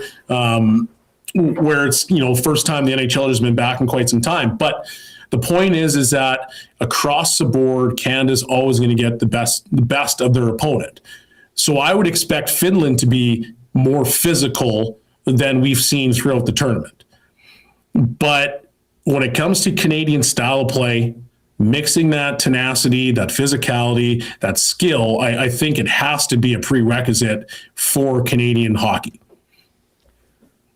Yeah, and I mean, we touched on the whole Gudas thing, and Czechia, they were emotionally there. Like they were not, like even if they were saying we're not going down quietly. If it's 5-0, it's 5-0, and we get outskilled, okay, but we're not getting pushed around or getting run over by Tom Wilson or McDavid again. I mean, McDavid ran guys over in the first shift of the first game. I mean, you got to give them a lot of credit. Too many men or not, that was an impressive performance by Czechia. All right, Bellsy, and we're going to have some clips. I know people want to hear about the Paul Coffey stuff as well. Knobloch talked about it, Ekholm a little bit. We'll have clips coming up a little bit later on. This is, I know Stoff mentioned this on his show a couple weeks ago, and people have been kind of waiting for it to be happen for Coffey to come back. I'm like, okay, we'll see. I don't think Paul Coffey's the only reason they went to the Stanley Cup final 2 years in a row, but I guess they're hoping for a spark. I don't know. How do you look at this with Coffey rejoining the coaching staff? I'm going to try to be as unbiased as I possibly can. I find it a very interesting rehire. Given the reports that there was a lot of friction behind the scenes, given the reports that some people may or may not have wanted to be back if said person returns, I find it a fascinating hire. Now, was the defense better when he was on the bench? I mean, I think we could all probably argue, it performed a little bit better. But I don't think the coaching staff is the exact same as it was the year before. And I think people are forgetting about a giant piece of that puzzle in Gulutzin. He's a massive piece of that puzzle. You have essentially with him, you had two head coaches because that's how much respect he had from some of the other players. And so Coffey comes back, he has a different lens than maybe Mark Stewart does. Maybe he's got a different way of doing things than some of the other coaches do. And I think there can be a good blend of, hey, we're going to wait to try to find corrections with our players until we get into the dressing room and having instantaneous feedback once you get off the ice. I think there can be a healthy blend and hopefully that Coffey and Knobloch and the rest of the staff have had those discussions so that they can maybe limit that friction if there actually was friction. But they needed to find a spark and they needed to be better, like Draisaitl said. And hopefully this is a thing that can kind of help push them along and, make that defense a little bit better. All right. Yeah, the Oilers practiced again today. They have a game, a week today. They're back on the ice. I believe they're going to fly down Monday for that one against it's Anaheim first on Wednesday. Gudas. Yeah, he'll be rested now. He doesn't have to play any more games. So, yeah. Very true. Bellsy, this was great. It was great seeing you this morning. I mean, you're the guy. We were together for the Marner goal. We'll always have that. Yeah, that's now forever our connection. Thanks so much for hopping on. We'll see you around soon. All right, take care, boys. Sean Bell, our colleague here at Edmonton Sports Talk. You get him on Hello Hockey with Tom Gazzola every Saturday at 10 a.m. Great breakdown of some key things from that Canada win over Czechia. And you could kind of see it on the replay, right? Like Celebrini, that was a play reminiscent of a power play zone entry. You know, one guy skates toward the opposing blue line, drops it back through the neutral zone. Marner picks it up. Celebrini just kind of drifts off to the right-hand wall. And in this case, he was a decoy. Yeah. And as soon as Marner recognized that one, if not two, of the Czechia defenders were leaning that way, and let's face it, it wasn't like a full sucked off to the side. It was a lean, and that was enough for Marner to get in there and get that backhand shot off. Incredible play. Beautiful goal. Yeah, what a moment for Canada. Hopefully more magic to come. So yeah, it is confirmed. I saw the IIHF tweeted it out as well. 8:40 a.m. Mountain Time, Friday, Canada, Finland. Then 1:10 for the USA-Slovakia game. My, oh my. Are you ready? I don't know. I really don't don't watch a women's gold medal game in between then. Yeah, I mean, this is just a gift that keeps on giving. There's no rest for your nervous system. And you and I are what do we call ourselves? Rockheads? Like we like curling. We like watching curling. We like watching a bit. curling. Yeah. So I mean, that's not even started yet. The playoffs, aren't they starting soon too? Yeah, because I think the round robin ends tomorrow, doesn't it? Yeah. Canada, the women have one more game. It's a big one for them. But that was so tense today. That was intense. Like, yes. I mean, today's been a puckered up kind of day. Yes. Like you can't. When be we got the gold around. medal, the speed skating gold. That was the perfect timing too, because right in the tenseness of the curling match, Wannock runs in, gold for Canada, and it was kind of like, oh, okay, good. But yeah, it's an emotional day. You can get in touch, 780-218-9999. It's the afternoon inbox, texting us, presented by River Cree Resort and Casino. DJ Pauly D from Jersey Shore performing at the venue at River Cree March 7th. George Thorogood and the Destroyers are back at the venue March 19th for the Baddest Show on Earth Tour. Tickets at rivercreeresort.com. We got more on the Paul Coffey rehire. We got buying or selling from Damon Bunting. We have two-time Olympic hockey gold medalist for the Canadian women's team, Megan Mickelson, coming up as well. Here comes the Coop.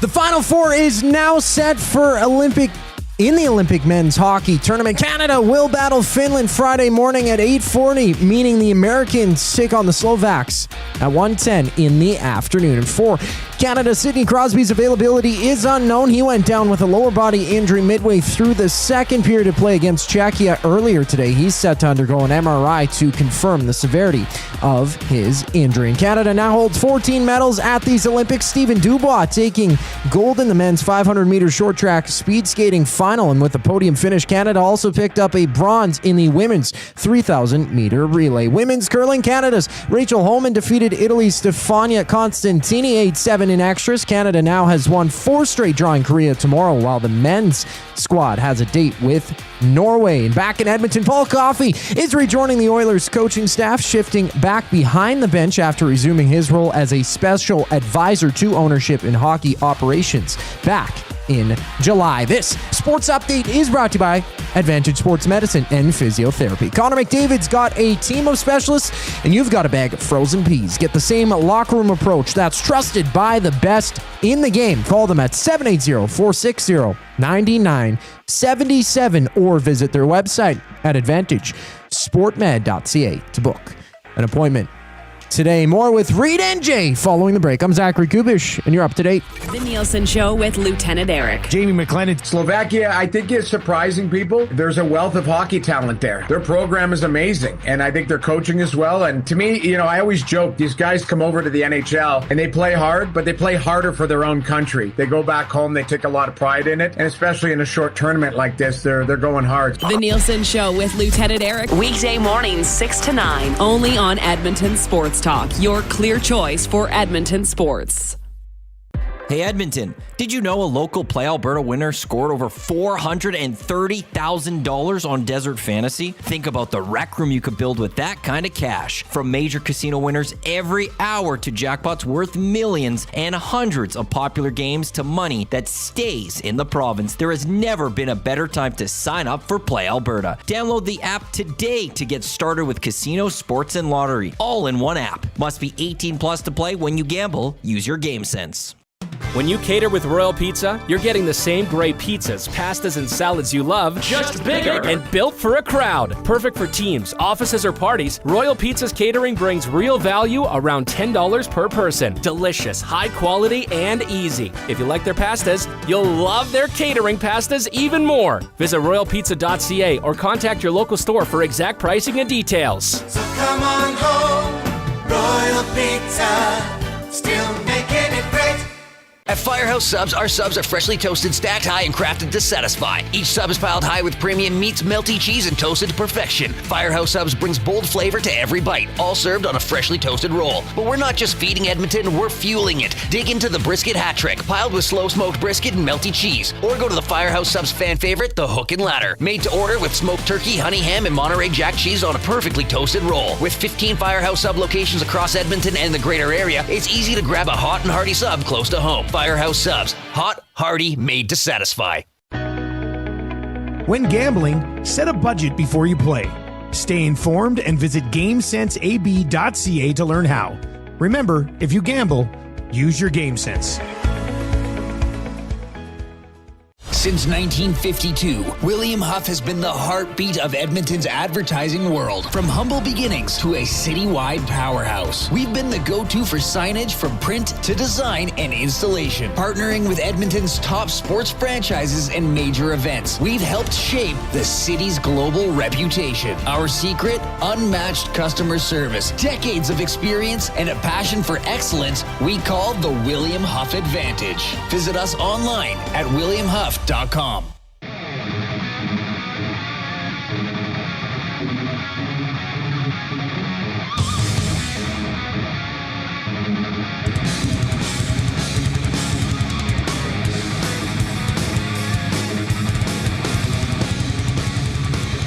Okay, so the semifinals are indeed set for the men's Olympic hockey tournament. If you somehow have not heard, possible, right? Mm-hmm. Possible. 3 of the games went to overtime today. Just incredible stuff. We had Canada winning in overtime. We had Finland winning in overtime. We had the USA winning in overtime, right? Canada had to tie it with about 3.5 left. Finland tied it. What were they in the final minute? I had the time. And Sweden tied it against the States. Yeah, with about 1.5 minutes left. Slovakia, Germany, Slovakia. I haven't even seen the highlights from that game. I just realized. Have you seen any highlights from that game? No. I just realized it's been a little busy. I haven't even seen the highlights from that game. Now I will say this. Okay, this has come in directly from our good friend Pat Keddy from the Canadian Brew House. If you are interested, they will be open Friday morning for Finland, Canada. Okay. But if you want to partake, bring a party, go visit the Canadian Brew House, book a table, because he says by this time tomorrow, it'll probably be full. It's easy. Go to Open Table. Okay. It's opentable.ca. Find your favorite Canadian Brew House and just go and reserve a table. It's super easy to do. You can do it from your phone. It'll probably take you less than 2 minutes. But if you and a group of friends or whatever, or co-workers want to spend the morning watching Canada, Finland at our good partners, the Canadian Brew House, go to opentable.ca, find your brew house, and reserve a table for Friday morning. All right. Yeah, fun stuff here. So 8:40 for that Canada game. If you're taking us in on YouTube today and you have not done so already, please click the thumbs up button. Let's push it over 100 here in the next few minutes. If you have already given us the thumbs up, then click the share button and send the show link off to somebody else using your email or your text, and invite more people into the great Edmonton Sports Talk community. We do have, we're going to get reaction from Megan Mickelson, 3-time medalist with the Canadian women's hockey team at the Olympics. You see her on Sportsnet. She's going to come in. I mean, obviously, we'll talk to her about today's game, look ahead to Canada, USA tomorrow. And I think I want to ask her, too, this seems to be the widest gap. Sure. I don't know ever, but that I can remember. Mm-hmm. Like the USA, it seems to me, correct me if I'm wrong, is a large favorite for tomorrow's game. They are. Now, has Canada dominated the U.S.? Like the U.S. is expected to dominate Canada tomorrow. Yeah, I don't know if I don't know that it's ever been that. Like I was looking at the rivalry series scores. Where are they now? So they played Canada and the USA women played a 4-game rivalry series. November 6th in Cleveland, 4-1 for the States. November 8th in Buffalo, 6-1 for the States. December 10th and December 13th, 2 games right here in Edmonton at Rogers Place. States win 10-4 and 4-1. Yeah. What's the cumulative score here? 24-7 over 3 games? And what was the score earlier in this tournament? Was it 5-0 or 5-1? 5-1, I thought. I think that's the U.S.'s only goal against, isn't it?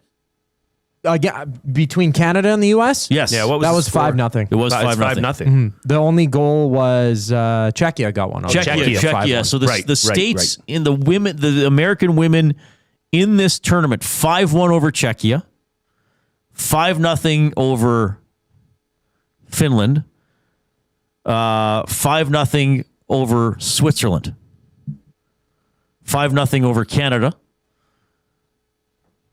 and then 6-0 over Italy in the semi. Not bad. Or sorry, and then the Italy game, and then the semi was 5-0 over Sweden. So yeah, they've been dominant. So we'll talk with Megan about that.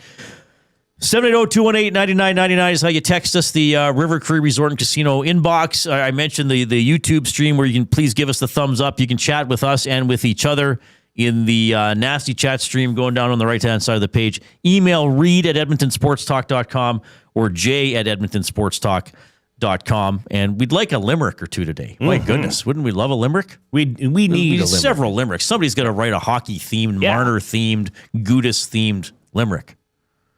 I mean, there's some fun rhymes you could do with Gudas. Yeah. Let's be honest. I may have to do one if we don't get one. Well, I could give you one. You got one right now? Well, no, I could. Oh, we've played this game before. What do you want me to do? Limerick on the spot. Limerick on the spot. I want a limerick about Mitchell Marner. About Mitchell Marner. Yes. There once was a mighty defender named Gudas. He hit and he shoved and he played like a Battis. I like it. Yes. Into overtime we went. The fans surely spent.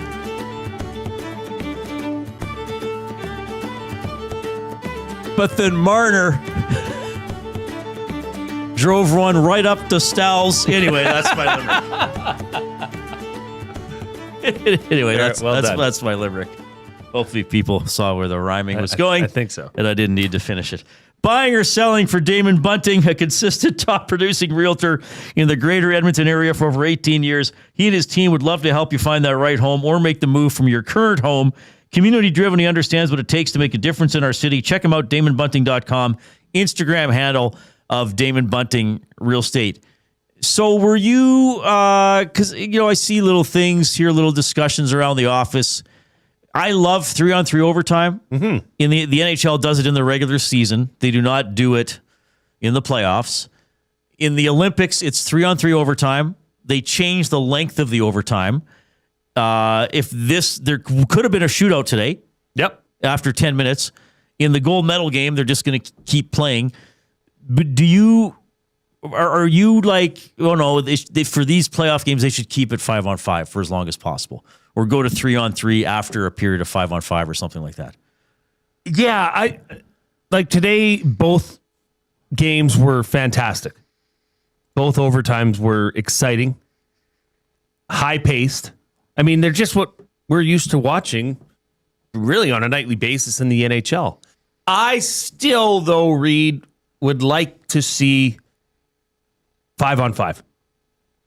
At least, like, go 5-on-5 for 10 minutes. Like, if time is a constraint, if you're worried about time, then go 5-on-5 for 10, then 3-on-3 for 10. I mean, that game's over. It's guaranteed to be over in, 24, 25 minutes.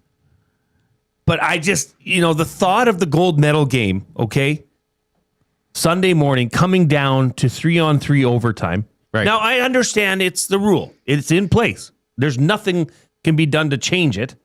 And I don't know if I've heard an explanation as to why this was decided. But if you're on the other side of a gold medal game and one of your players blows a skate on a turning around in their zone, and it's a 2-on-1 boom back of the net, do you not feel a little bit yearning for more? Like, are the fans the ones that are being let down here?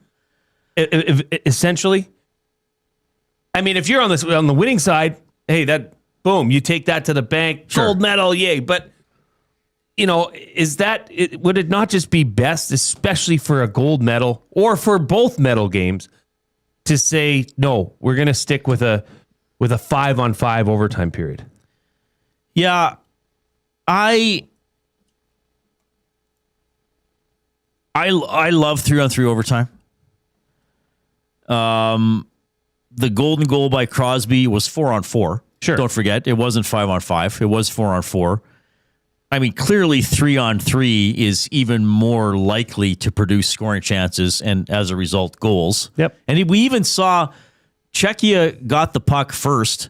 I can't remember which player it was. He took a kind of low percentage backhand and missed the net. I mean, that almost rimmed around for a 2-on-1 on Canada, and I was like that. So it builds into that you still have to work for a shot. You still have to work for a high percentage shot or pounce on a turnover or a rebound or something like that.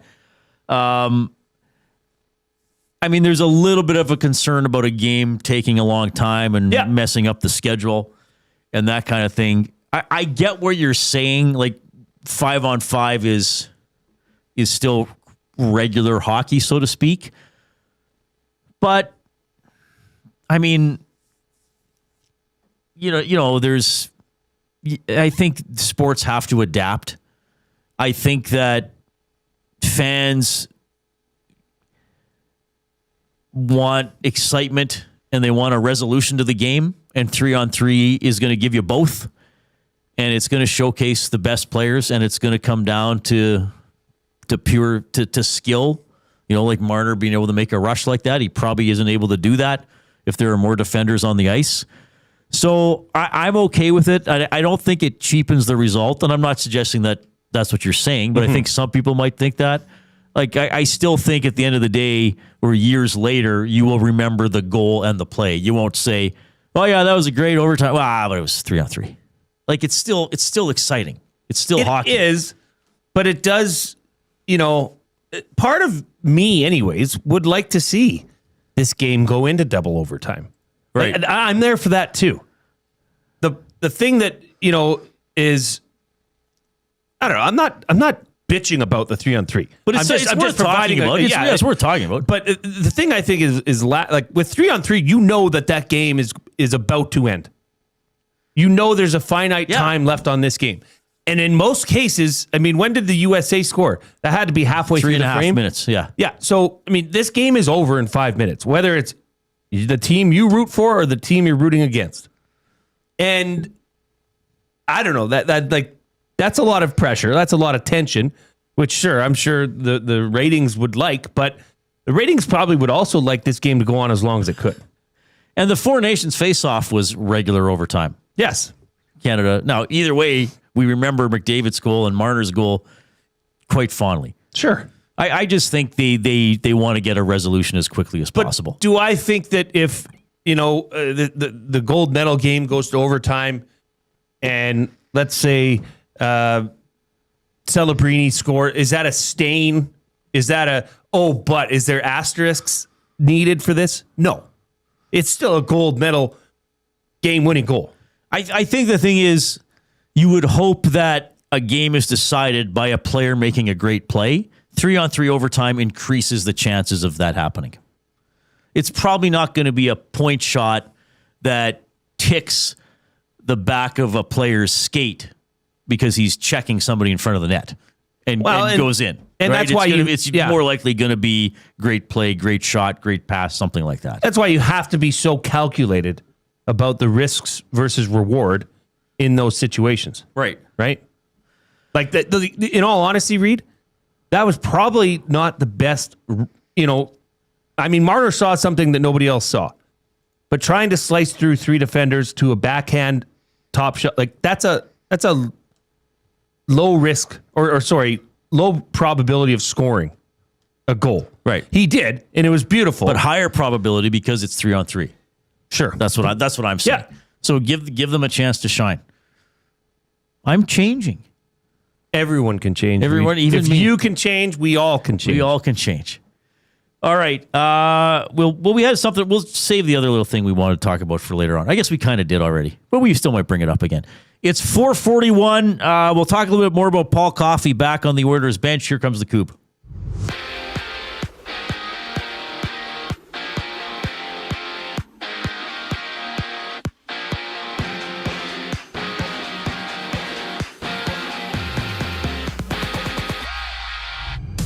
Canada will face Finland Friday morning at 8:40 in the semifinals. After that, Team USA will take on Slovakia following a 2-1 overtime victory for the Americans earlier today over Sweden. And for Canada, Sidney Crosby's availability is up in the air after he went down with a lower body injury midway through the second period against Czechia earlier today. He's set to undergo an MRI to confirm the severity of his injury. In Canada, they now hold 14 medals at these Olympics. Stephen Dubois tasting gold in men's 500-meter short track speed skating. And with a podium finish, Canada also picked up a bronze in women's 3,000-meter relay. Women's curling, Canada's Rachel Holman defeated Italy's Stefania Constantini 8-7 in extras. Canada now has won 4 straight, drawing Korea tomorrow, while the Canadian men have a date with Norway. Back in Edmonton, Paul Coffey is rejoining the Oilers coaching staff, shifting back behind the bench after resuming his role as special advisor to ownership and hockey operations in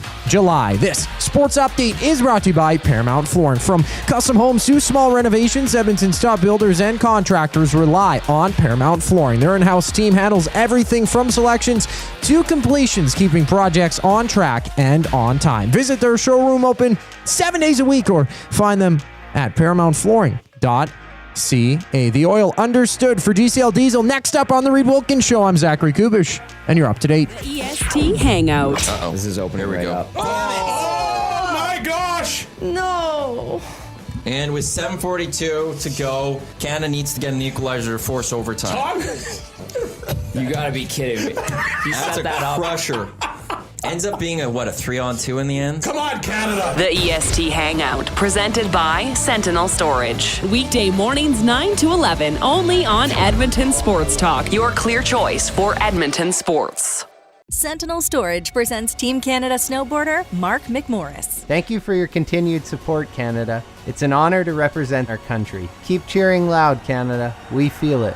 Thank you, Sentinel Storage, official storage partner of Team Canada. The road to the FIFA World Cup runs through Edmonton. See Canada Soccer's men's national team before they take on the world this summer. Canada versus Uzbekistan. June 1st, 7 p.m., Commonwealth Stadium. Tickets at Ticketmaster.ca. Looking for quality building materials and friendly advice? Visit us at Windsor Plywood Leduc, family owned and locally run since 1993. From interior materials for doors, flooring, baseboards, and all the finishing touches to all you need for your outdoor projects like cedar lumber for decks and fences, plus all the plywood you'd need. Our full-time on-staff carpenter can help with anything odd-sized or custom, and from domestic hardwoods to exotic selections, we've got you covered. And if we don't have it, we'll track it down for you. Windsor Plywood Leduc. We're the experts you need to know.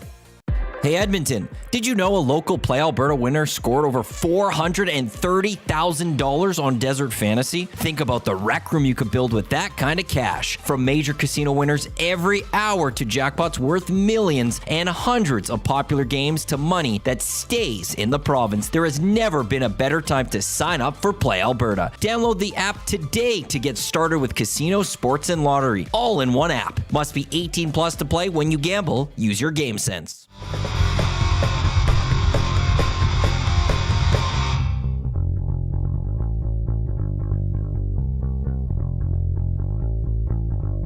Believe in me, the dreams that I foresee.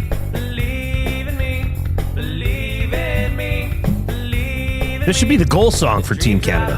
Hey, that'd be awesome. Can you imagine this on a commercial after a Petro-Canada commercial? This would be better than the, what's the bear You watch one? your mouth. That's David Wilcox you're talking about. Hey, I'm sorry. Do the Bearcat. Reid, we asked, and the people, the Nasties, have delivered. We've got a couple limericks that have come in here. This is a limerick from VR Montenegro. A gutsy comeback to eke out a win. More than 5 skaters? You know that's a sin. A horrendous non-call. Officials drop the ball. These refs are great, says Commissioner Quinn. Oh, jeez. Poor Quinn.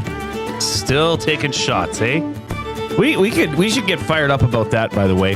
And this one comes in from RC and Ladner. The praise of a nation he garnered. Big goal for the one they call Marner. But for fans of the Leaves, they moans and they grieves.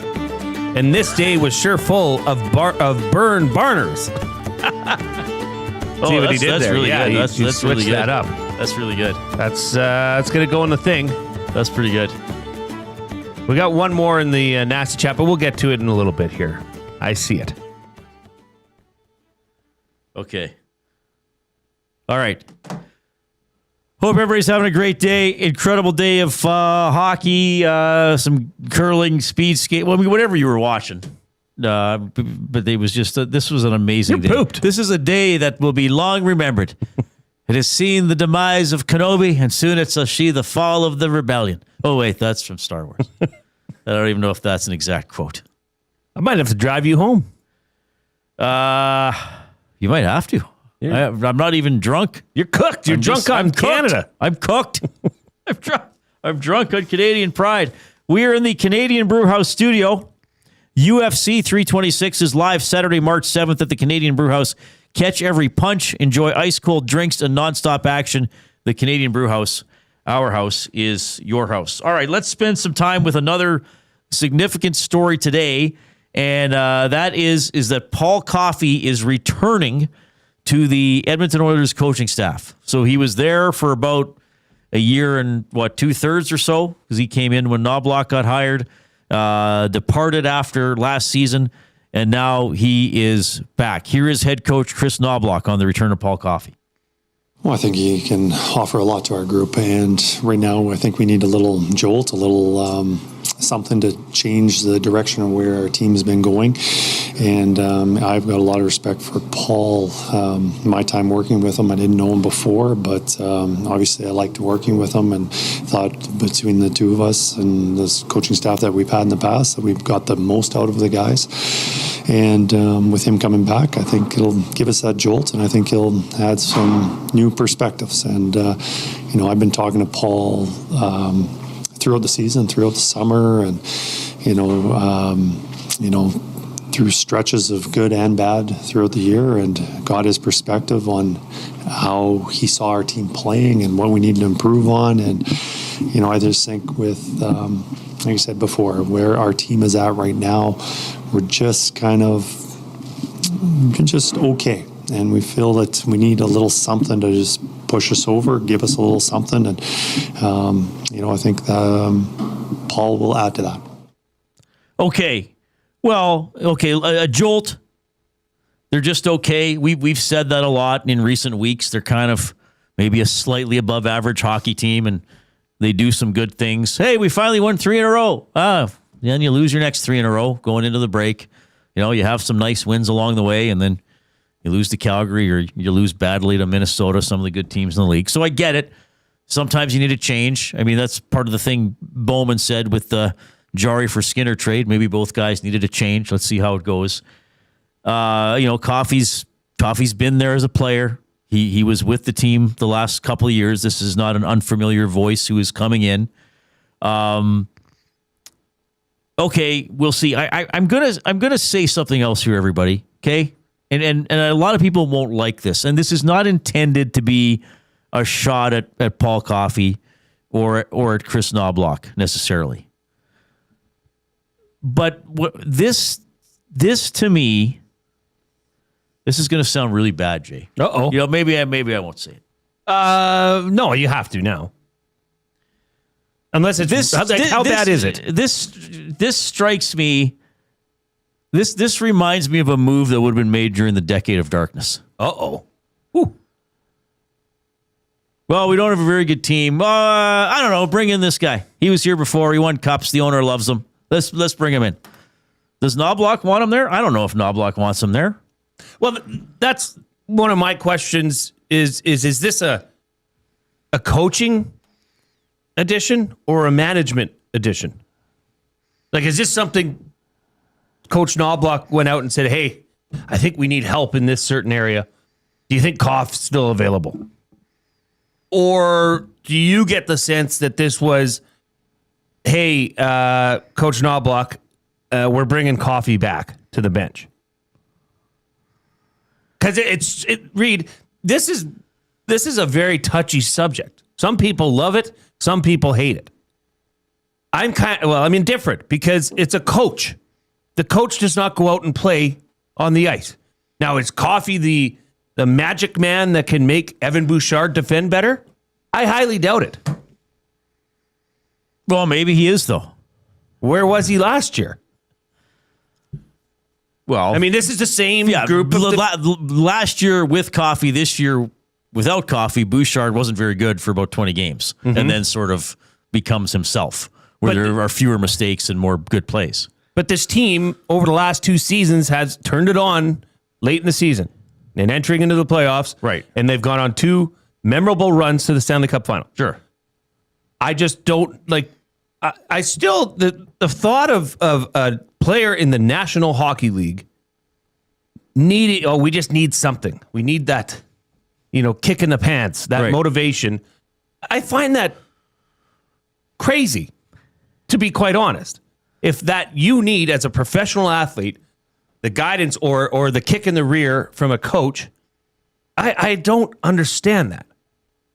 So I don't know, A, what difference this will really make, B, whose decision it was, ultimately. Yeah, well, I would surprise me if even the owner was involved in this. Let's get him back on the bench. I mean, look, I would really struggle if anybody disputed the fact that losing Gullitson was a big loss. Okay? I've been borderline critical of McFarland, the new assistant coach, just because I don't really know what he does. I've heard some other things about him from his time in the WHL that maybe he's just okay, and he's not as experienced as Gullitson was. But again, this just strikes me as, okay, let's fire Aikens and Nelson is the coach, but I'll be on the bench for a few games. That's what McT did. Like, it's just it's borderline weird to me, and maybe it'll work. Okay, like there's some good players on this team. I think there's some guys who can play better than they have been. A couple guys, some other guys maybe we may have more or less given up on at this point. But this also strikes me as like, okay, let's fire McClellan, bring in Hitch. Okay, finish the year with Hitch. Didn't make much of a difference. Well, that's the thing. There's been a track record of changes like this not doing much. Right. So, all right. So if he helps the defense somehow, great. That's great. That's great. But what does it say? Does he make Trent Frederick a better player? Yeah, no. Is the case. So if this is just all about helping the defense, and it's funny, like this, the release that the Oilers put out about this, from his original appointment on November 13th, 2023, through the end of the 2024-25 regular season, the Oilers allowed 2.78 goals per game, which was the 5th best mark in the league over that span. So it's kind of like they're really spinning this to be like, okay, like isolate just when Coffey was the coach, was on the coaching staff. Oh, he was the reason they allowed fewer goals. Well, I mean, maybe he helped. Maybe he helped Bouchard take a step, all that kind of stuff. For part of that stretch, I don't want to get into the whole Skinner thing again, but Skinner's stats his first couple of years were pretty good. Yeah. He was part of that too. And as I've said, and as we talked about after the pre-Olympic games ended, I asked you and I answered it myself as well. Who's the most important Oiler after the Olympic break? I said it's Connor Ingram. If Connor Ingram is a really good goaltender, they're going to allow fewer goals, even playing in front of him the same way that they've been playing. So I know Tom has talked about maybe Coffey and some of the other coaches didn't always gel or see eye to eye or have the same ideas about how hard a coach needs to work. And maybe Coffey didn't refer to some of his resources that were available as much as some of the other coaches. Probably some truth to that. Yeah, but so this just strikes me as it's like, well, we don't know what to do. We gotta do something. Just bring Coffey back because the owner loves him. Okay, but what does it say to Chris Knobloch, who assembled his staff? He chose his staff. Paul Coffey was not chosen. Now you're bringing him back in. What does he think of that? What does that say to Chris Knobloch? You were wrong. We don't trust you. That's the thing that, injecting Paul Coffey at this time is pretty much saying, well, you made a mistake. Publicly. At least that's the way I would look at it. That's one way you could look at it. And the other thing that just is interesting, the Oilers don't generally do things that aren't 100% calculated. Timing of releasing this, or any of their social posts are usually quite, I would think, very thought out and not just on a whim, right? This was posted at 10:30 a.m. That was dead smack in the middle of this third period of Canada, Czechia, of which the game was 2-2. Right. Is that not interesting? No, I don't know. They were probably just going to put it out today anyway. Oh. They know people aren't going to miss it. They know it's going to get talked about. But who wasn't talking about it a lot today? Elliot Friedman. Yeah, true. We're not diving into it until past the halfway point of our show. Exactly. I don't know. That just seems weird to me. This is how I describe this. I think you and I both think it's weird, maybe for emphasizing different reasons. Mm-hmm. But to me, this doesn't this doesn't seem something to me that an organization with all its crap together does. Right. And I think again, I think this is not this team is not as good as it was the last 3 to 5 years overall.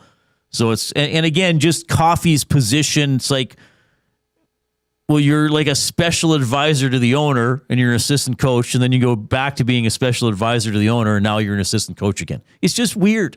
Mm-hmm. And if it works, it works. And I guess you could argue it did work the first time they did it because as part of that staff, they won a lot. Questions about Mark Stewart's role. Knobloch was asked about that. Obviously, it will change a little bit. Mark will not be running the defense, but like last year, Mark was involved with the defenseman. He was showing defenseman video among other players.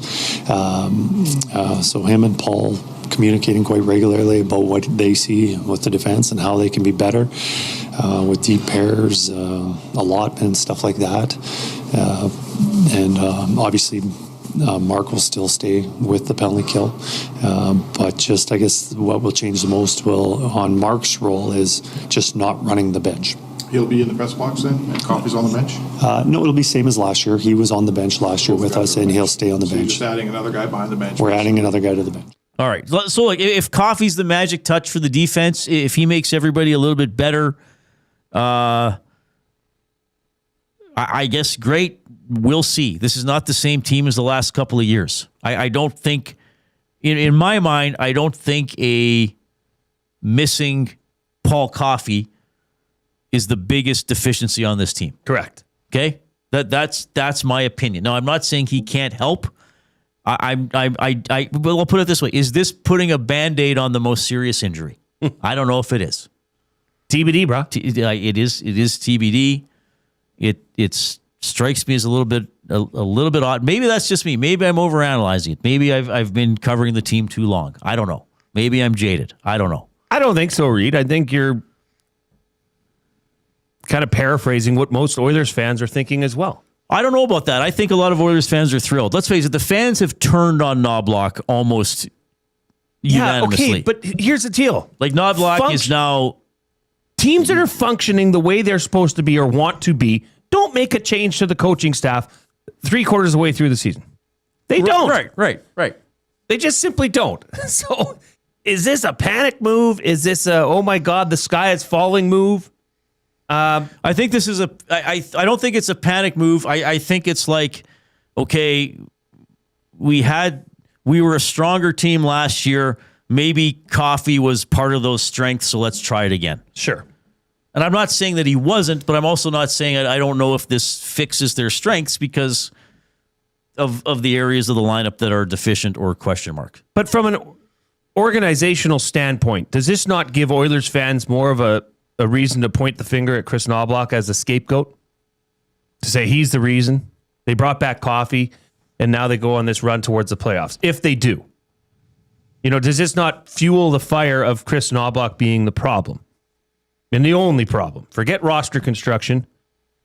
Just looking at the coaching staff. Oh, maybe. I don't know. Jimmy says, I think the fans are turning on Knobloch because of the lack of action or emotion. Well, we've talked about that a lot. He doesn't show a lot of emotion. I mean, lack of action. He changes the lines every period and people complain about it. Like, what action are you talking about, Jimmy? 780-218-9999 is how you can text us, the River Cree Resort and Casino inbox. Check out the River Cree mobile app, free to download, get exclusive offers and promotions, get show tickets, make reservations for hotel rooms and restaurants, safe, secure, and easy to use. And remember to check out rivercreeresort.com. Oh, Regula to the Condors, conditioning stint. Okay, that's just out as well? Yeah. All right. Appreciate that. Megan Mickelson to talk about the women's gold medal game and reflect on an incredible day in the men's quarterfinals. Two guys and a goalie. Canada will only allow one goal in the preliminary round. Hired or fired. So they have Switzerland and then France. I'm going to hire it. You said somebody gets one by him? Yeah, I would guess Switzerland. Someone's going to get one in Switzerland, but other than that. Cass, hired or fire it? Hire it. They give up one. I mean, the odds of them running 3 straight are low. Two guys and a goalie, presented by GS Construction. Tuesday and Thursday afternoons at noon, only on Edmonton Sports Talk, your clear choice for Edmonton sports.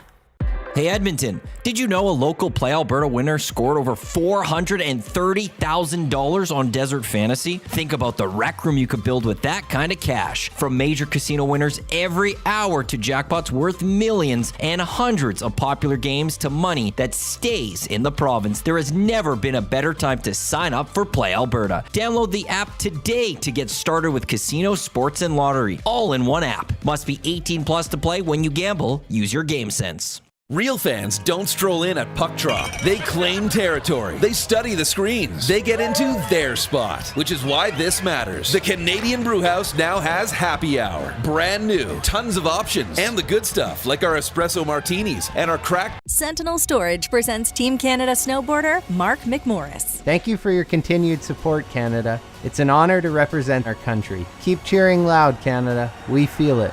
Thank you, Sentinel Storage, official storage partner of Team Canada. Time for a new career in 2026? Or maybe your kid is still pondering their path. Good news! Weiss Johnson is hiring. It's Dennis, and not only are we hiring for heating and air conditioning, we're also looking for experienced plumbers and gas fitters. With the growth in residential development, there's no shortage of opportunities at Weiss Johnson. Choose your path with us. Learn from one of the industry leaders, and we will grow together. Receive great benefits and school reimbursement as well. Visit weiss-johnson.com today. Sentinel Storage presents Team Canada ski cross racer Rhys Howden. Being able to represent a country that has done everything to support my dreams is unreal. To stand on the podium and represent Canada, I don't take it for granted at all. Sentinel Storage, proud partner of Team Canada.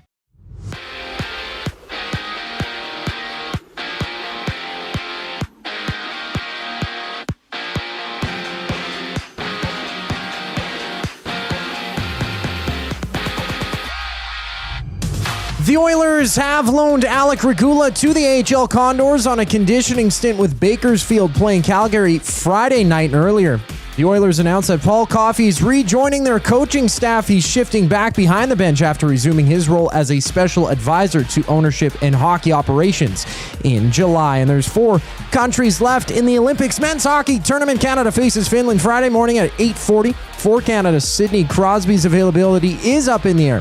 He went down with a lower body injury midway through the second period against Czechia earlier today and will undergo an MRI. At the end of day 12 at the Olympics, Canada now with 14 medals. Stephen Dubois taking gold in the men's 500-meter short track speed skating final.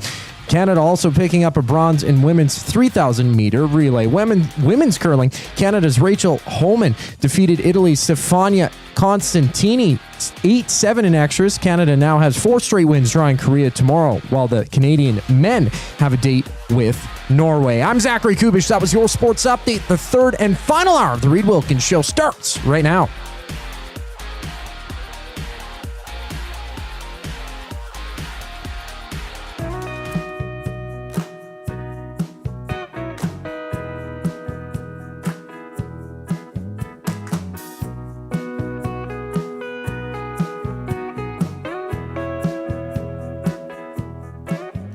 All right, 5:06. So incredibly cold. At least it's not snowing like yesterday.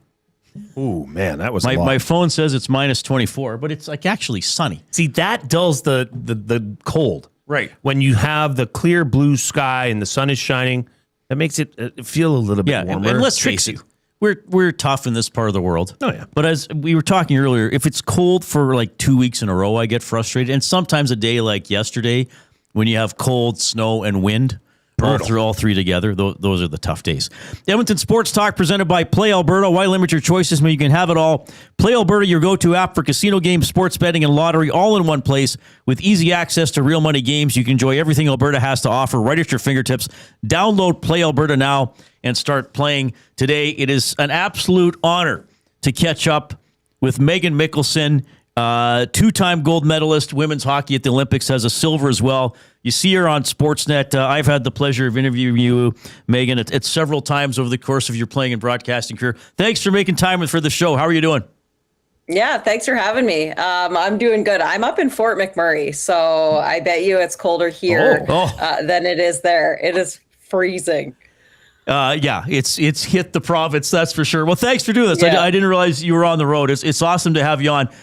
Before we dive into tomorrow's game and get your perspective of Canada-USA, I mean, I said off the top of the show, Megan, like we started at 3 o'clock, and I said to Jay, I was like, I'm exhausted. Like Canada game, the Canadian women's curling. Then I'm watching Finland, Sweden, and then while we're on air, it's USA, it's Sweden. Like, I don't know how much you got to see, but what an amazing day of hockey in the men's quarterfinals.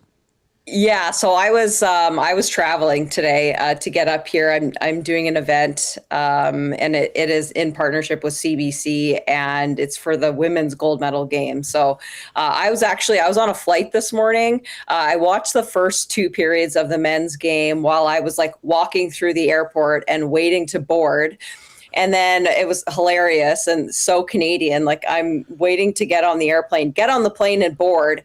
And as I'm walking through the aisle, just kind of like looking at people and whatnot, observing, and probably half the plane was watching the men's game on their phones, like getting on this flight. So that just tells you right there how many people are, watching and tuning in. And I just thought that was hilarious. Like, it's minus 30 in Alberta. People are getting on a flight and they're still finding ways to tune in and to watch that hockey game. So unfortunately, the flight took off at the end of the second period. So I missed the best part of the game, but landed and then was able to catch up. And obviously that was a really stressful game. And I don't think that a lot of people expected that game to be as close as it was, and Canada coming close to being eliminated. Like, I don't think that was on anyone's bingo cards, but that just goes to show, like, the Olympics they're a different animal. They're a different beast. And you never know what can happen at an Olympic Games. The pressure, the stakes are so high.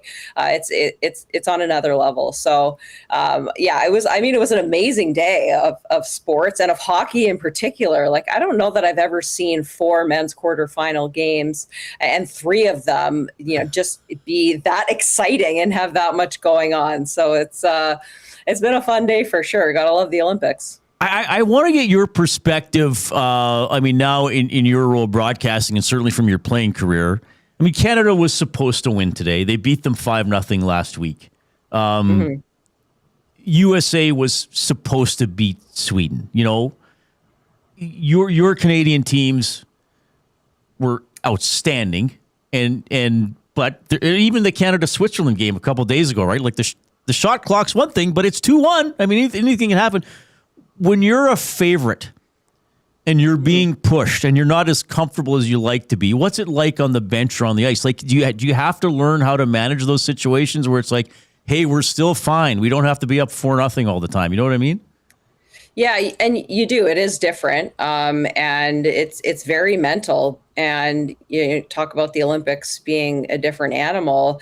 When you're in those moments, it can be really easy to get into your own head and for things to kind of spiral, and for that to be a distraction and allow you to get away from the way that you need to play to actually win the hockey game. So, I think that, when you have the experience of, as a team, having handled adversity, I think early on in a tournament, like, I think that the game today for the men's team moving forward, like, that is maybe the best thing that could have happened to them, to win that game the way that they had to face that kind of adversity, because it's just going to get harder and harder as they move through the semifinals and the finals. So to face that and to know and just to kind of recognize, not only as an individual player, like how you need to be able to respond in those moments, but how you come together as a team and find ways to win in those moments, which is really hard to do in game. And, I would say for coaching staffs as well, like you have to find ways to make adjustments and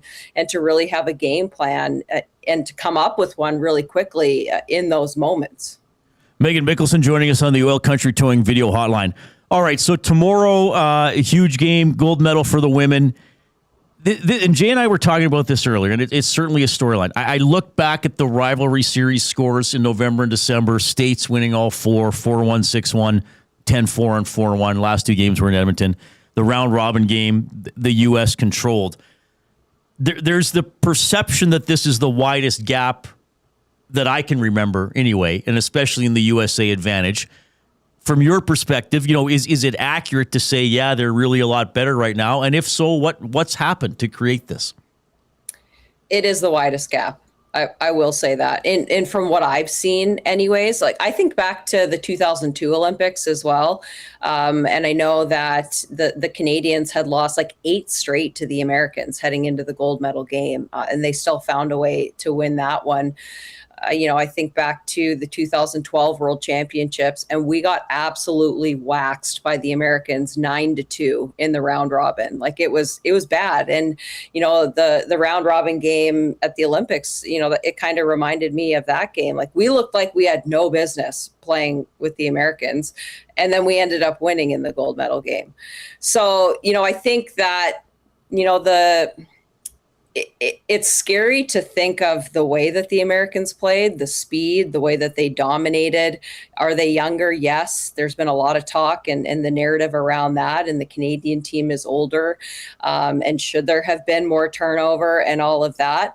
But what I will say is that it comes down to one game. And experience goes a long way. And I think that, if the Canadians, if they have a game plan to find a way to beat the Americans and they execute it, I think it can be done. But it has to be executed and executed very, very well because, we all saw that game, or most people saw that game. The Americans are young and they're fast and they're really, really skilled. But I also think that, gold medal games are different. Gold medal games are different than round robin games. The pressure is higher, the stakes are higher. I know what it feels like to line up on that blue line before a round robin game versus before a gold medal game. And I can tell you it's different. So, being older and having more experience, that's something that they can hopefully use to their advantage. And of course, I have my analyst thoughts on how the Canadians are going to beat the Americans. But, at the end of the day, it comes down to one game, and you kind of have to not throw that round robin game out the window, but just recognize you learn from that. You take what, from a tactical, technical standpoint, you need to execute how you're going to beat them. You take that with you, but you have to have confidence going into the game tomorrow. You have to have confidence in your group and that you can come out with a win. All right. So I want to get your perspective on just this rivalry as well. I got your bio here and all your medals, and I know there was more beyond this, but you were in 3 Olympics, 10, 14, and 18. When was your first Worlds? 08, I think? 2008, yes. In Worlds till, I believe, 22. And you played the States a ton. Was it... Because, you hear now, especially on the men's side, it's they play hard, but they got the same agent and they have cottages next to each other in Kelowna and they golf all summer. They don't really hate each other. Did you actually hate those American players? You couldn't ever even socialize them or with them, or how intense was it? Well, hate's a strong word. I think that when you hit the ice, it's friends off. I remember at the 2010 Olympics, there was, Megan Duggan, Erica Lawler, Janelle Zog. I don't think Jessie Vett, I can't remember if she was at those Olympics.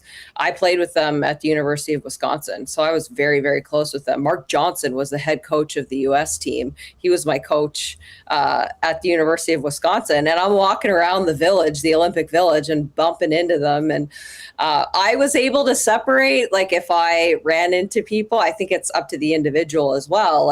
You know them if you're friends with them. Say you have a cottage next to them, you're not going to ignore them and not say hello. They're people too. But I think that once you hit the ice, you flip a switch. And I think that that's probably same for a lot of players. I know that that's kind of how I was. I'm, a different person off the ice and have a very different level of intensity when I played, and when I was on the ice, I was not nice. I like to think I'm a nice person off the ice. But I think it's different, and you're able to separate that. And these guys, they've done it a ton where you've, played on teams or you've trained together. How many guys trained together in the summer, and then you're playing against each other during the season. So I feel they're used to it. And for the females as well, you're playing in the PWHL and you're teammates with a lot of the players and you know them from years past and whatnot. But yeah, I think Canada, US, when the puck drops, things are different. Friends off, you flip a switch. Okay, I got to ask you one more, and thanks for being so generous with your time. Megan Mickelson joining us. We do some fun stuff here at Edmonton Sports Talk, and on one of our shows yesterday, we did an Olympic draft. And one of the categories was you had to draft a couple great Canadian moments. And I took the 2014 women's gold medal game. And you were in that one, right? Was that not the one where the puck hit the post on the empty net? Yeah. Yes. Yeah. I'll never forget that moment. I'll never forget that game. So at those Olympics, I broke my hand the day before the semifinal game against Switzerland. So I actually missed the semifinal game. Ended up playing in the finals. They had to freeze my hand.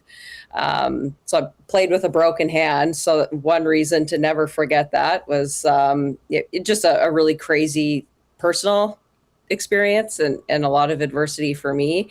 But then also, I mean, that game, like, I feel like that was one of those games where it was where were you when this happened as a Canadian hockey fan moment. Like, there's so many people that I still run into to this day, and they're like, oh, you know, I was in Mexico watching at a bar and with everyone and having drinks, and it, you know, just a where were you when that happened type of moment. And I think it'll go down as one of the greatest games in not just women's hockey history, but in hockey history.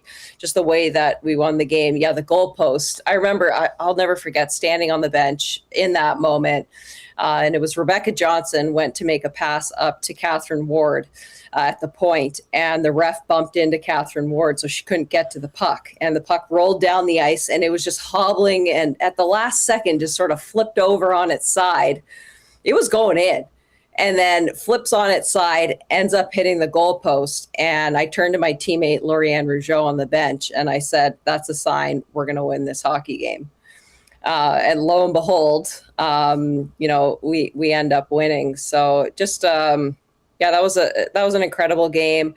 And that was kind of an example of, you know, it's been pretty cool for me to sit back and watch the Olympics as a fan and as a Canadian for the first time in 20 years. Because when you're an athlete and you're in those moments, you don't know what's going on at home, really. You don't know what people are doing or how they're cheering or how they're watching and whatnot. You know, and I remember after that game just thinking, like, we're in this rink in Sochi, Russia, and you're just kind of in your own little world and in a bubble. And then once you come out of that, it's like, holy, like that was a really big moment in hockey. So I'm really excited to watch the game. So I'm up here in Fort McMurray, like I said, and I'm going to be watching with about 250 Northern Albertans. So I'm super pumped about it. I'm really looking forward to it. Just like seeing their reactions and how excited everyone is. Oh, that's awesome. That's going to be a great experience. We're going to be watching right here. We got a couch and awesome chairs. So yeah, it's going to be a great day to watch tomorrow. Megan, thanks for doing this. So great to see you again. Thanks for being so generous with your time. Yeah, enjoy Fort McMurray tonight and tomorrow, and hopefully we'll catch up with you too once the NHL gets going again. All right, sounds great. Thanks for having me, guys. Megan Mickelson checking in. Yeah, wow, great interview. Incredible perspective. Great story about 2014. I mean, I can see that puck hitting the goalpost. Yes. Right now, like it's like, oh no, there's just ingrained in your you see it. memory. It's like, oh well, that's good. They're gonna put away, and then it gets. Wait a minute, could that? Oh, it hit the post. We're still alive. We're still alive. But Megan's great, incredible career, and yeah, you see her on Sportsnet now, and we're really glad she joined us today. So, but she said it. This is the widest gap we've seen. USA better than Canada. That's just realistic. It's hard for Canadian hockey fans to say that or to admit it, but she also said it's one game. What did we see today? Exactly. In the men's game. Now, the favorites ultimately won, but the scripts were like, oh my God. And I asked the question too, look, every athlete believes they can win, but you usually know if you're the favorite or the underdog, right? Like when you played Canada West football, were there not some teams you thought, okay, we should kick their butts? Yep. Generally, you did. And then generally you did. But if it's 10-10 halfway through the third quarter, were you not a little bit like, well, you guys won a lot of games. But you know what I'm getting at. Well, if you were in the underdog position and it was 10-10 in the second quarter, you're like, we might win 11-10. We're in this. Get a rouge. Yeah. So, I mean, that's different. So, I now, what did you take the over or the under? Over 5.5 goals. See, I would think, I don't know. For Canada to win, does it have to be under tomorrow against the States? I don't think so. They have to be able to get traffic in front of the net. Right. They have to disrupt in front of the net of the USA team, which has been hard to do. They've done a good job thus far of keeping that area rather spotless. And then, as Megan said, they're fast. When they get the puck, they go. Well, and no one's been able to contend with them yet. I mean, Marie-Pauline was not in the game. She did not dress for that game against the USA. And I mean, you talk about a decorated Olympian. Yeah. That's it. And that's your leader. That's your leader of the team. Having her on the bench, I think, will make an impact as well tomorrow. It's an uphill battle, Reid. Don't get me wrong. But it's not to say, oh, this is a foregone conclusion. That's why you play the game. Yeah. And that's why it's the beauty of one game. And like you said, Czechia didn't have a hope in hell of winning that game in most people's eyes. Well, they sure did. Yeah. And they took Canada to the brink. But So this is... you never know. Like, to me... Okay, if there's 4 possible results tomorrow, Canadian blowout, U.S. blowout, U.S. close win, Canadian close win. I feel like you can also almost take a Canadian blowout win off the table. That would probably be wise. Yeah. If the U.S. comes out, smokes us, okay, they did it. They assembled a great team. Like what I think, it's 5 minutes into the third period, it's 1-1. And maybe even the shots are, 28-18 for the States. But it's 1-1. Yep. And then that's what I was suggesting with that question. Now, I know there are highly honed athletes, which includes the mental part of the game, but then you got to plant that doubt, right? Absolutely. Like, you just It's hope, huge. even if it's just a couple players on the States or whatever, it's like, wait a minute, we've been beating everybody 5-0. Why is it 1-1? How is it that if we give up the next goal, we might lose as opposed to win 6-1 instead of 6-0? Well, that's what I'm hoping for. And what did Megan Mickelson say about this team? This is a more veteran team. This is an older team. They might be able to withstand that mental toughness a little bit longer than Team USA if it is close. If they can keep it close, that's a major victory for Canada, say, heading into the third period. See, and that's what I'm hoping for. You keep it close, maybe it's tied, and then you make... Maybe you get a break or a bounce, and it's meaningful. Maybe you score with 9 players on the ice. Who knows? If it's the same ref crew from today, hell, throw the whole bench out there. Somebody it might have been Rip City in the Nasty Chat when we were talking about 3-on-3 overtime. That was good. Said, well, if it was today's refs, it would still be a 5-on-5 goal. Just be like, just play on. Well, that was great to have Megan on the show. All right, you can text us 780-218-9999. The afternoon inbox presented by River Crew Resort and Casino. So they're celebrating their 20th birthday until October 26th. Now that's a party. We should do that for our birthdays. Sure. Yeah. Let's start celebrating mine. Here's what, October 7th? Yeah, let's start now. Let's start now. It's for Jay's birthday. Coop, go get Jay a coffee for his birthday. Now. Well, it's my birthday in October, too. Well, go get yourself let's go do it. Let's go. Let's go get coffees. Get a balloon. So here's what's happening. First of all, always check out rivercrewresort.com for all the promotions and shows going on. So for this birthday bash, how about $1 million in prizes? 35 winners of $20,000 in casino free plays, for example. 9 brand new cars. Like, that's 2 weeks on The Price is Right. They're doing that right there. Oof. 56 winners of $1,000 in cash. rivercrewresort.com. We got fired up for Gemco. We got words of the day. Coop took it to me yesterday. Did he? Great words. Achievable but difficult. And I did not achieve. I got 1 out of 4. Ebullience, and what was the other one? Gelid. Or Gelid. Was it Gelid? I've asked. I think it was Gellid. No, it was Gelid. Wasn't it? I've asked that word. I did not remember it. I got it totally wrong. Hold on, I got it here. Gelid is what it's saying. Gelid. Yeah, icy, extremely cold. Maybe you didn't know exactly what it was. I mean, you do have a little bit of a history of that, Coop. Good point. Just say it. Good point. We love you, buddy. All right, Coop's got a sports update. Here we go.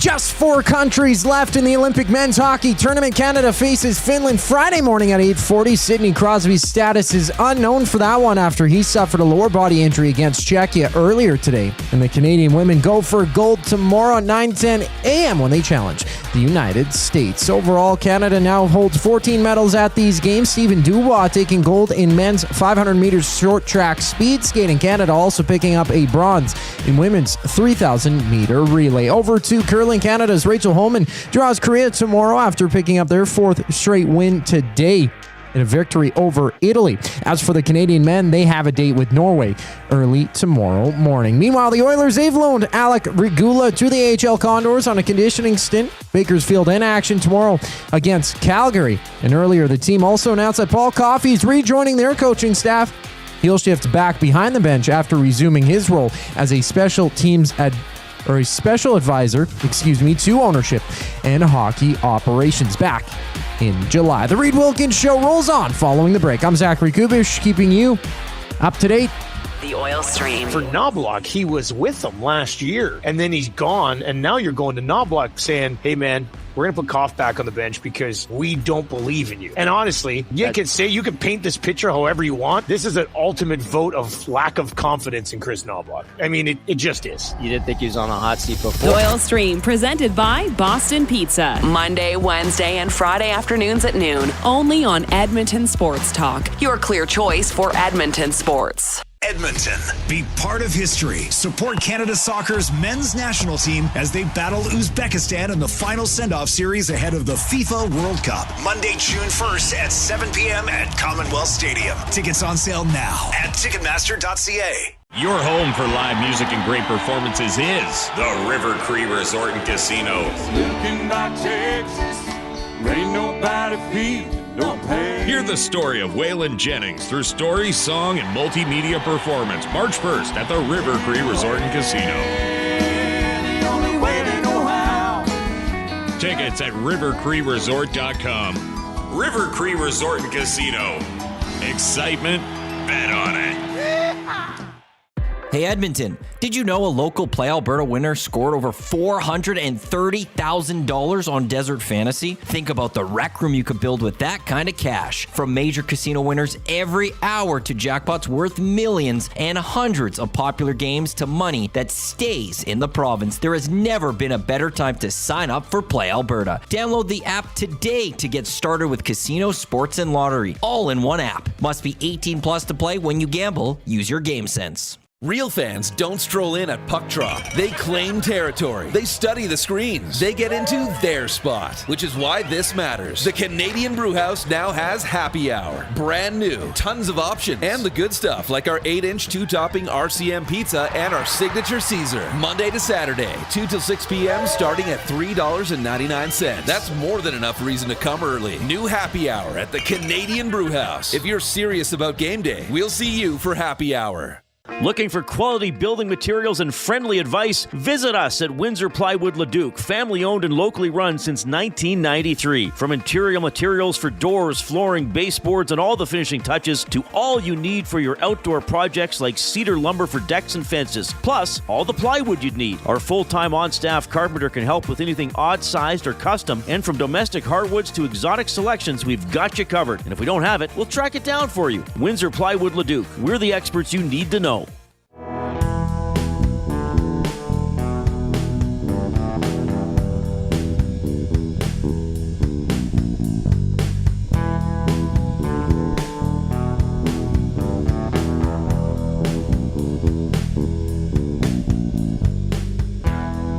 All right. Well, this is the type of music I need, I think. Calm me down. I'm all aflutter. Take a deep breath. I need several deep breaths. What about a limerick? Or two? Do it. Do it now. This comes in from Shovelhead. There was a player named Marner. Wait a minute. Have we had Shovelhead before? Oh, yeah. Okay. Shovelhead, you have a beautifully shaped head. Now, is it a square tip? Is it a snow shovel? What are we doing? Spade? Are we talking a spade or is this a poop shovel? You know, what kind of shovel? There was a player named Marner, a better player than an average farmer. He will skate and shoot the puck, leaving Toronto wondering, what the... Oh, no! And we did get a second bonus That limerick. wasn't even a full limerick. It was just a poem. It's just a funny poem. But I didn't want to talk him because he used almost the F word. Yeah. Used the Mark Kennedy special. Yes. That's what we're going to say now in place of that word. Mark Kennedy special. Mark Kennedy I love special. it. This is a second bonus limerick from VR Montenegro. An ode to our newly dubbed Big Game Mitch. Scored to get Canada out of a sitch.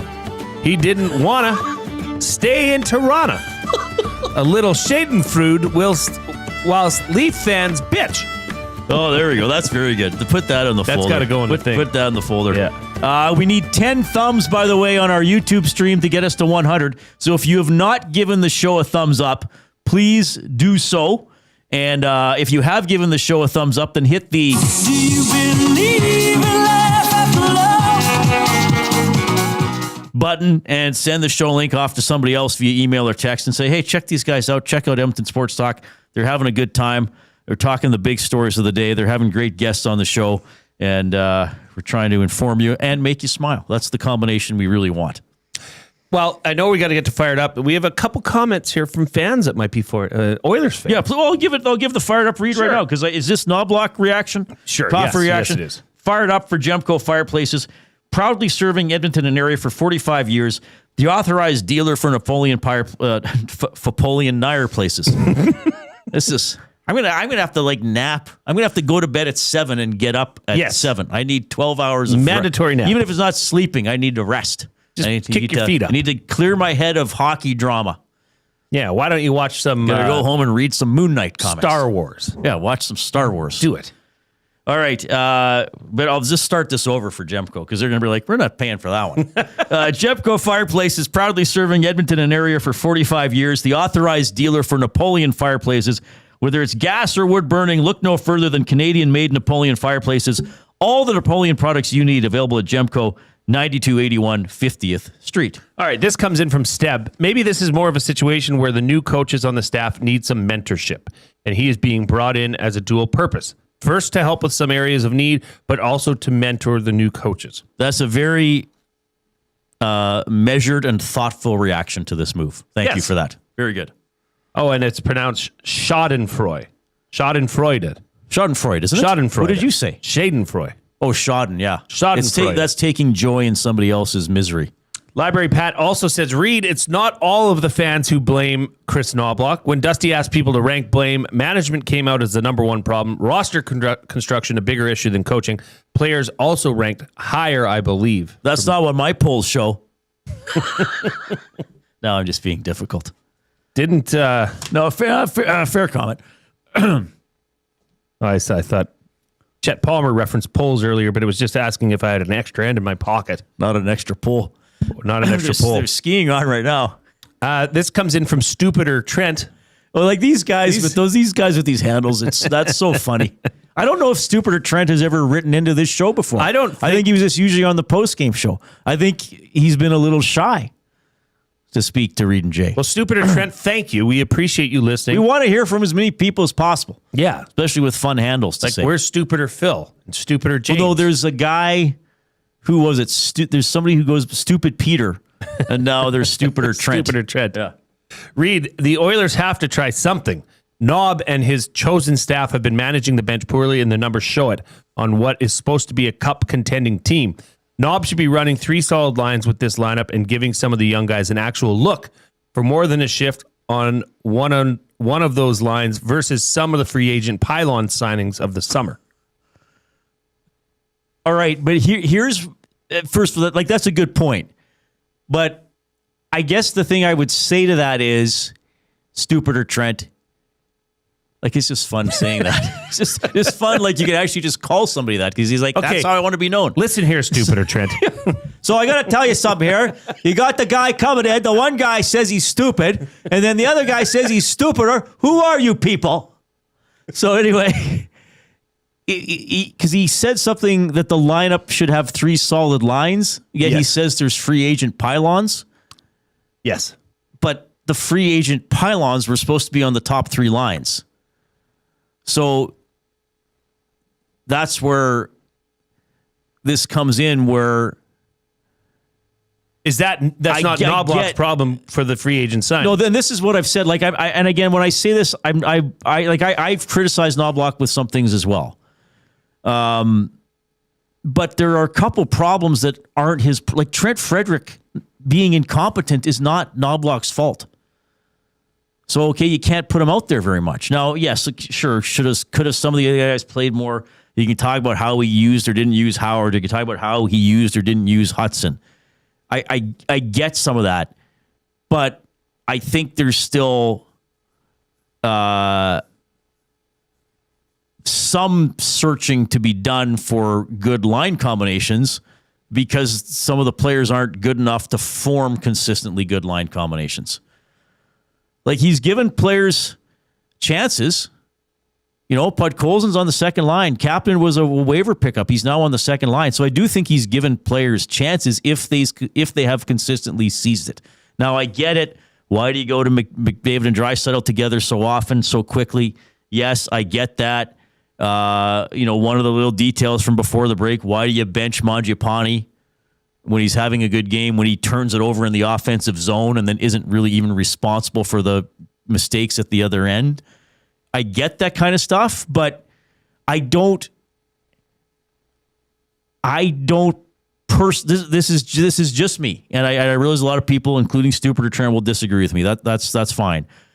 I don't think they have the ability to put together three solid lines, especially with the way Frederic and Mangiapane have turned out.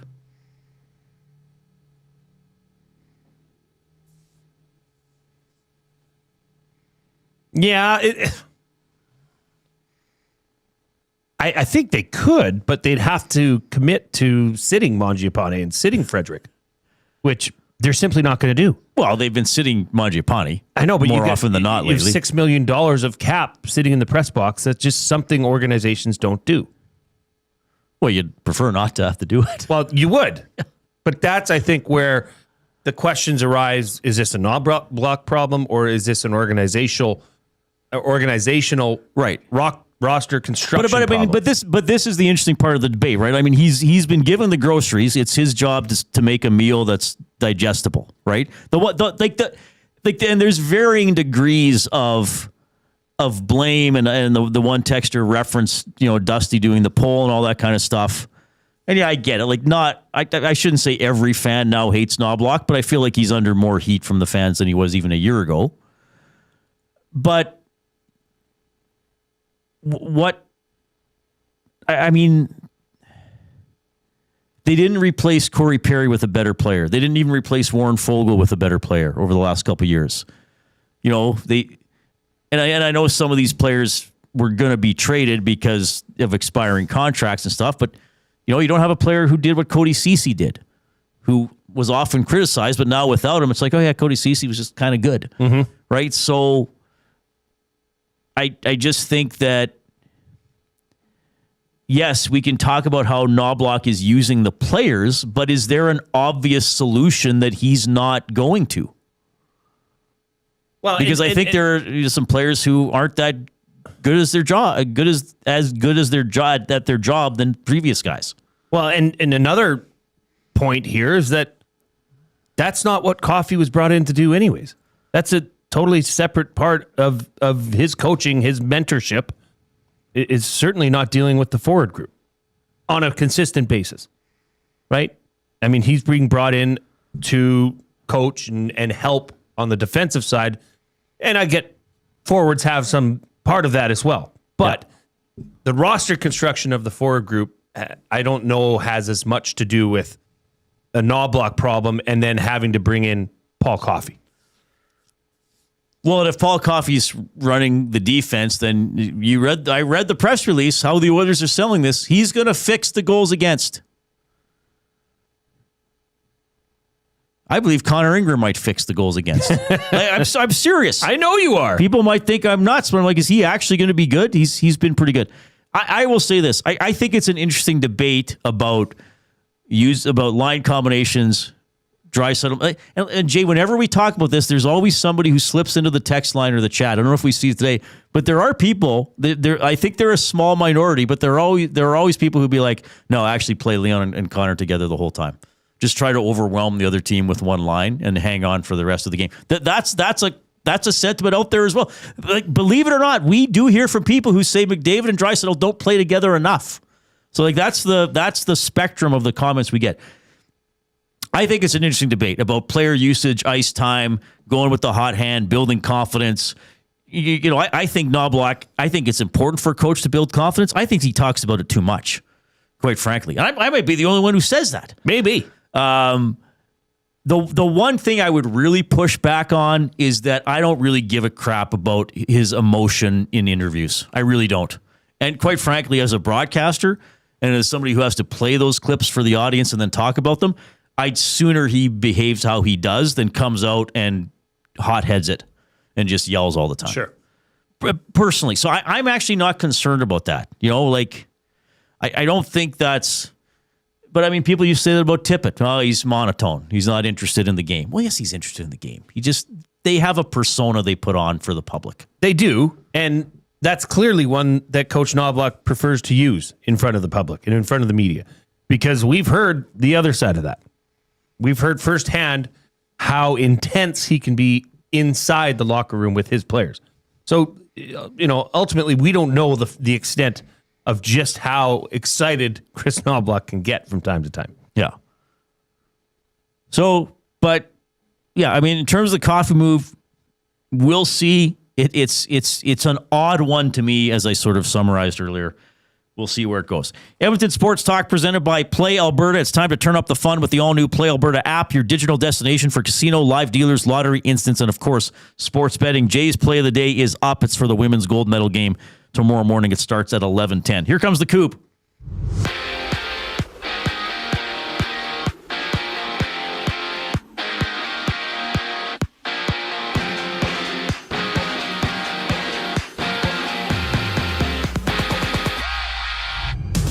Just 4 countries left in the Olympic men's hockey tournament. Canada will face Finland Friday morning at 8:40. Sidney Crosby's status for that one is up in the air. He suffered a lower body injury earlier today against Czechia. And the women's squad will take on the United States tomorrow at 9:10. Puck drop for that one in the gold medal game. Overall, Canada now holds 14 medals at these games. Stephen Dubois taking gold in the men's 500-meter short track speed skating final. Canada also picking up a bronze medal in women's 3,000-meter relay. Over in curling, Canada's Rachel Holman draws Korea tomorrow after picking up their 4th straight win against Italy earlier today.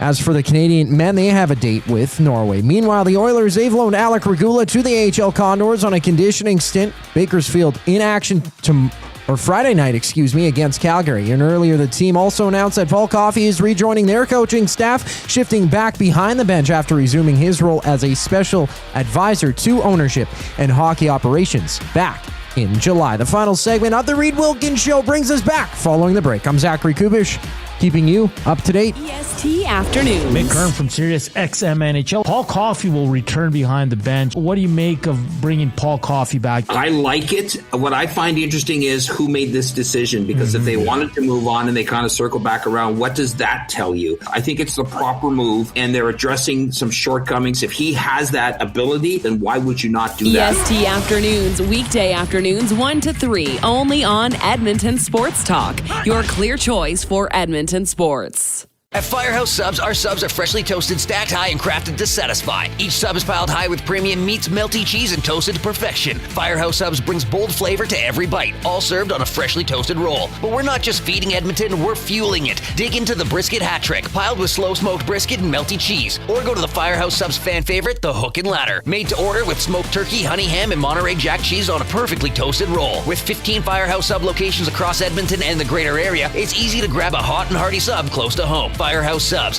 Hot, hearty, made to satisfy. Your home for live music and great performances is the River Cree Resort and Casino. Looking by Texas, ain't nobody feeling no pain. Hear the story of Waylon Jennings through story, song, and multimedia performance March 1st at the River Cree Resort and Casino. The only way they know how. Tickets at rivercreeresort.com. River Cree Resort and Casino. Excitement, bet on it. The road to the FIFA World Cup runs through Edmonton. See Canada Soccer's men's national team before they take on the world this summer. Canada versus Uzbekistan. June 1st, 7 p.m., Commonwealth Stadium. Tickets at Ticketmaster.ca. Hi there. If you're like me, you like to picture yourself in luxury, even though there's absolutely no way you could afford it. And if you can, well, even better. Thankfully, I picture myself in something that is luxury, but still absolutely affordable, like the all-new Mazda CX-90 from Park Mazda. With the new luxury features like facial recognition settings and quilted detail Napa leather seating, I can pretend to be comfortable with all of my proper settings activated without even touching a button, thanks to Mitch Lewicki and the great staff at Park Mazda. I like to picture Mitch Lewicki as a ninja fighting off evil samurai. Park Mazda, your dealer for life in Sherwood Park off Y Road, parkmazda.ca. Your brand deserves more than just a whisper, it deserves a buzz. At the Hive Product Marketing, they specialize in promotional products that bring the buzz. From eye-catching giveaways to unforgettable keepsakes, they got the perfect products to make your brand stand out and get noticed. Visit the Hive Product Marketing and let them create the buzz your business deserves. The Hive Product Marketing, the official merch partner of Edmonton Sports Talk. Visit them online at thehiveproductmarketing.com. Looking for a winning strategy for your retirement? Contact me, Joaquin Gage at K4 Financial, where expertise meets dedication. I will always look for a careful approach to your retirement, ensuring your financial future is secure. From tailored strategies to clear, actionable advice, I'm here to guide you every step of the way. Don't leave your future to chance. Get in touch with me, Joaquin Gage, today at k4financial.ca or email joaquin.gage@k4financial.ca to start planning for a brighter future and a more secure retirement.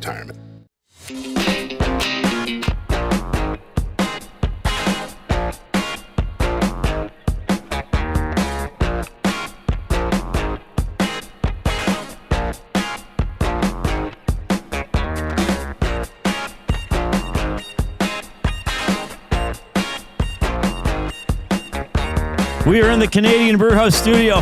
The Canadian Brewhouse is showing you love. Download the app, earn double points on Tuesdays and Thursdays, triple on Sundays, plus weekly challenges on the Canadian Brewhouse Reward app. The Canadian Brewhouse, our house, is your house. This is Edmonton Sports Talk, presented by Play Alberta. Happy to be with you. Yes, Paul Coffey rejoining the Oilers coaching staff. Here's defenseman Mattias Ekholm. Feels like almost he never left. He's always a part of things and hanging around a little bit. So it's not.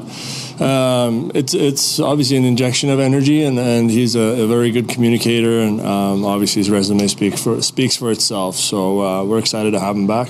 In game or on off days, when is Paul Coffey more valuable for a defenseman? I would say both. I think he brings a lot on the bench. I think he also is obviously the communicator he is, and he sees the game in a way that probably not a lot of other human beings does. So that has a big value, and I certainly do think that he brings stuff both on and off the ice. All right, a little bit from Mattias Ekholm. We're going to wrap her up with our words of the day for Edmonton Public Library. EPL stands up for your right to explore every topic, every belief, and every opinion without censorship. Learn more about how EPL protects your freedom to read at intellectualfreedom.ca. The website, epl.ca. I use the Libby app to take digital books out of the library. It's all cool. The word of the day with Reid and Jay. Oh, I'm sorry. Did I break your concentration? What do they got to say? Say what again? Say what again? I dare you. Let's find out. English, do you speak it? Then you know what I'm saying. Okay, first word of the day. Entablature. Oh! Entablature. I think if I spell that one out, well, so to speak, or sound it out, entablature. Entablature. I think I can spell this one. E-N-T-A-B-L-A-T-U-R-E.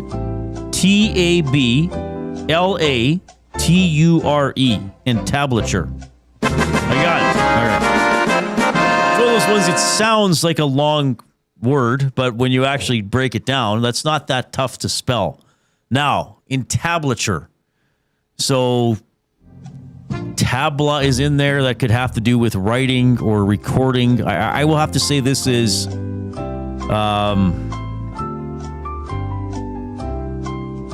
I have heard this word before. Entablature. Is this a way of organizing words or language? Big buzzer coming. All right.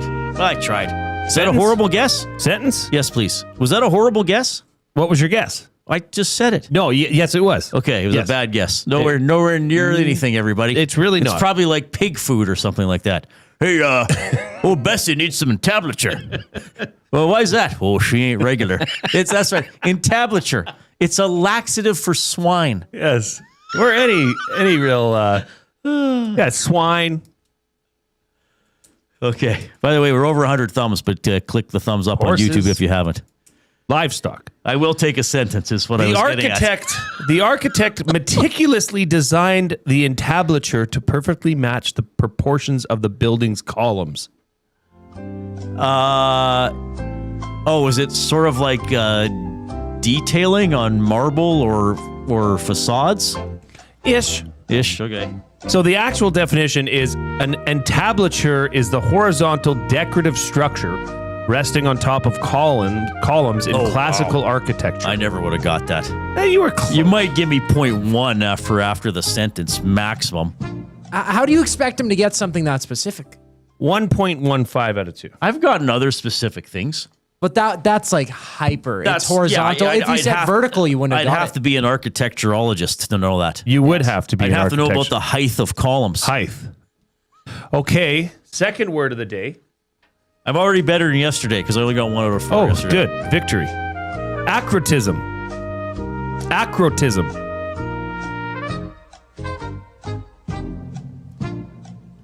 A-C-R-O-T-I-S-M. Acrotism. Just spell it the way it sounds. I better take a sentence. I've spelled them both right today.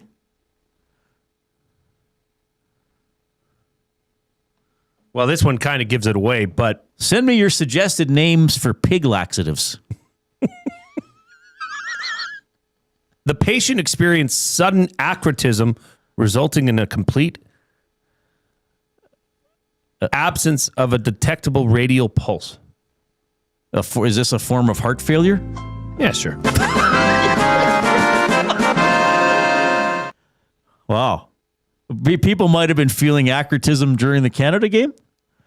At times. Yeah. So acrotism refers to a weak or absent pulse, often described in medical context. Okay, so it's not really heart failure, it's a weak pulse. Well, so if you have heart failure, 2.15. That's no, 2.65, brah. You're giving me the full half for the definition? Yeah. I didn't feel like I got the definition. Damn right I am. 2.65. Everybody's happy today. Yeah. Might as well celebrate. Terry the Turtle's probably happy. Well, he's this was Terry the Turtle watching overtime.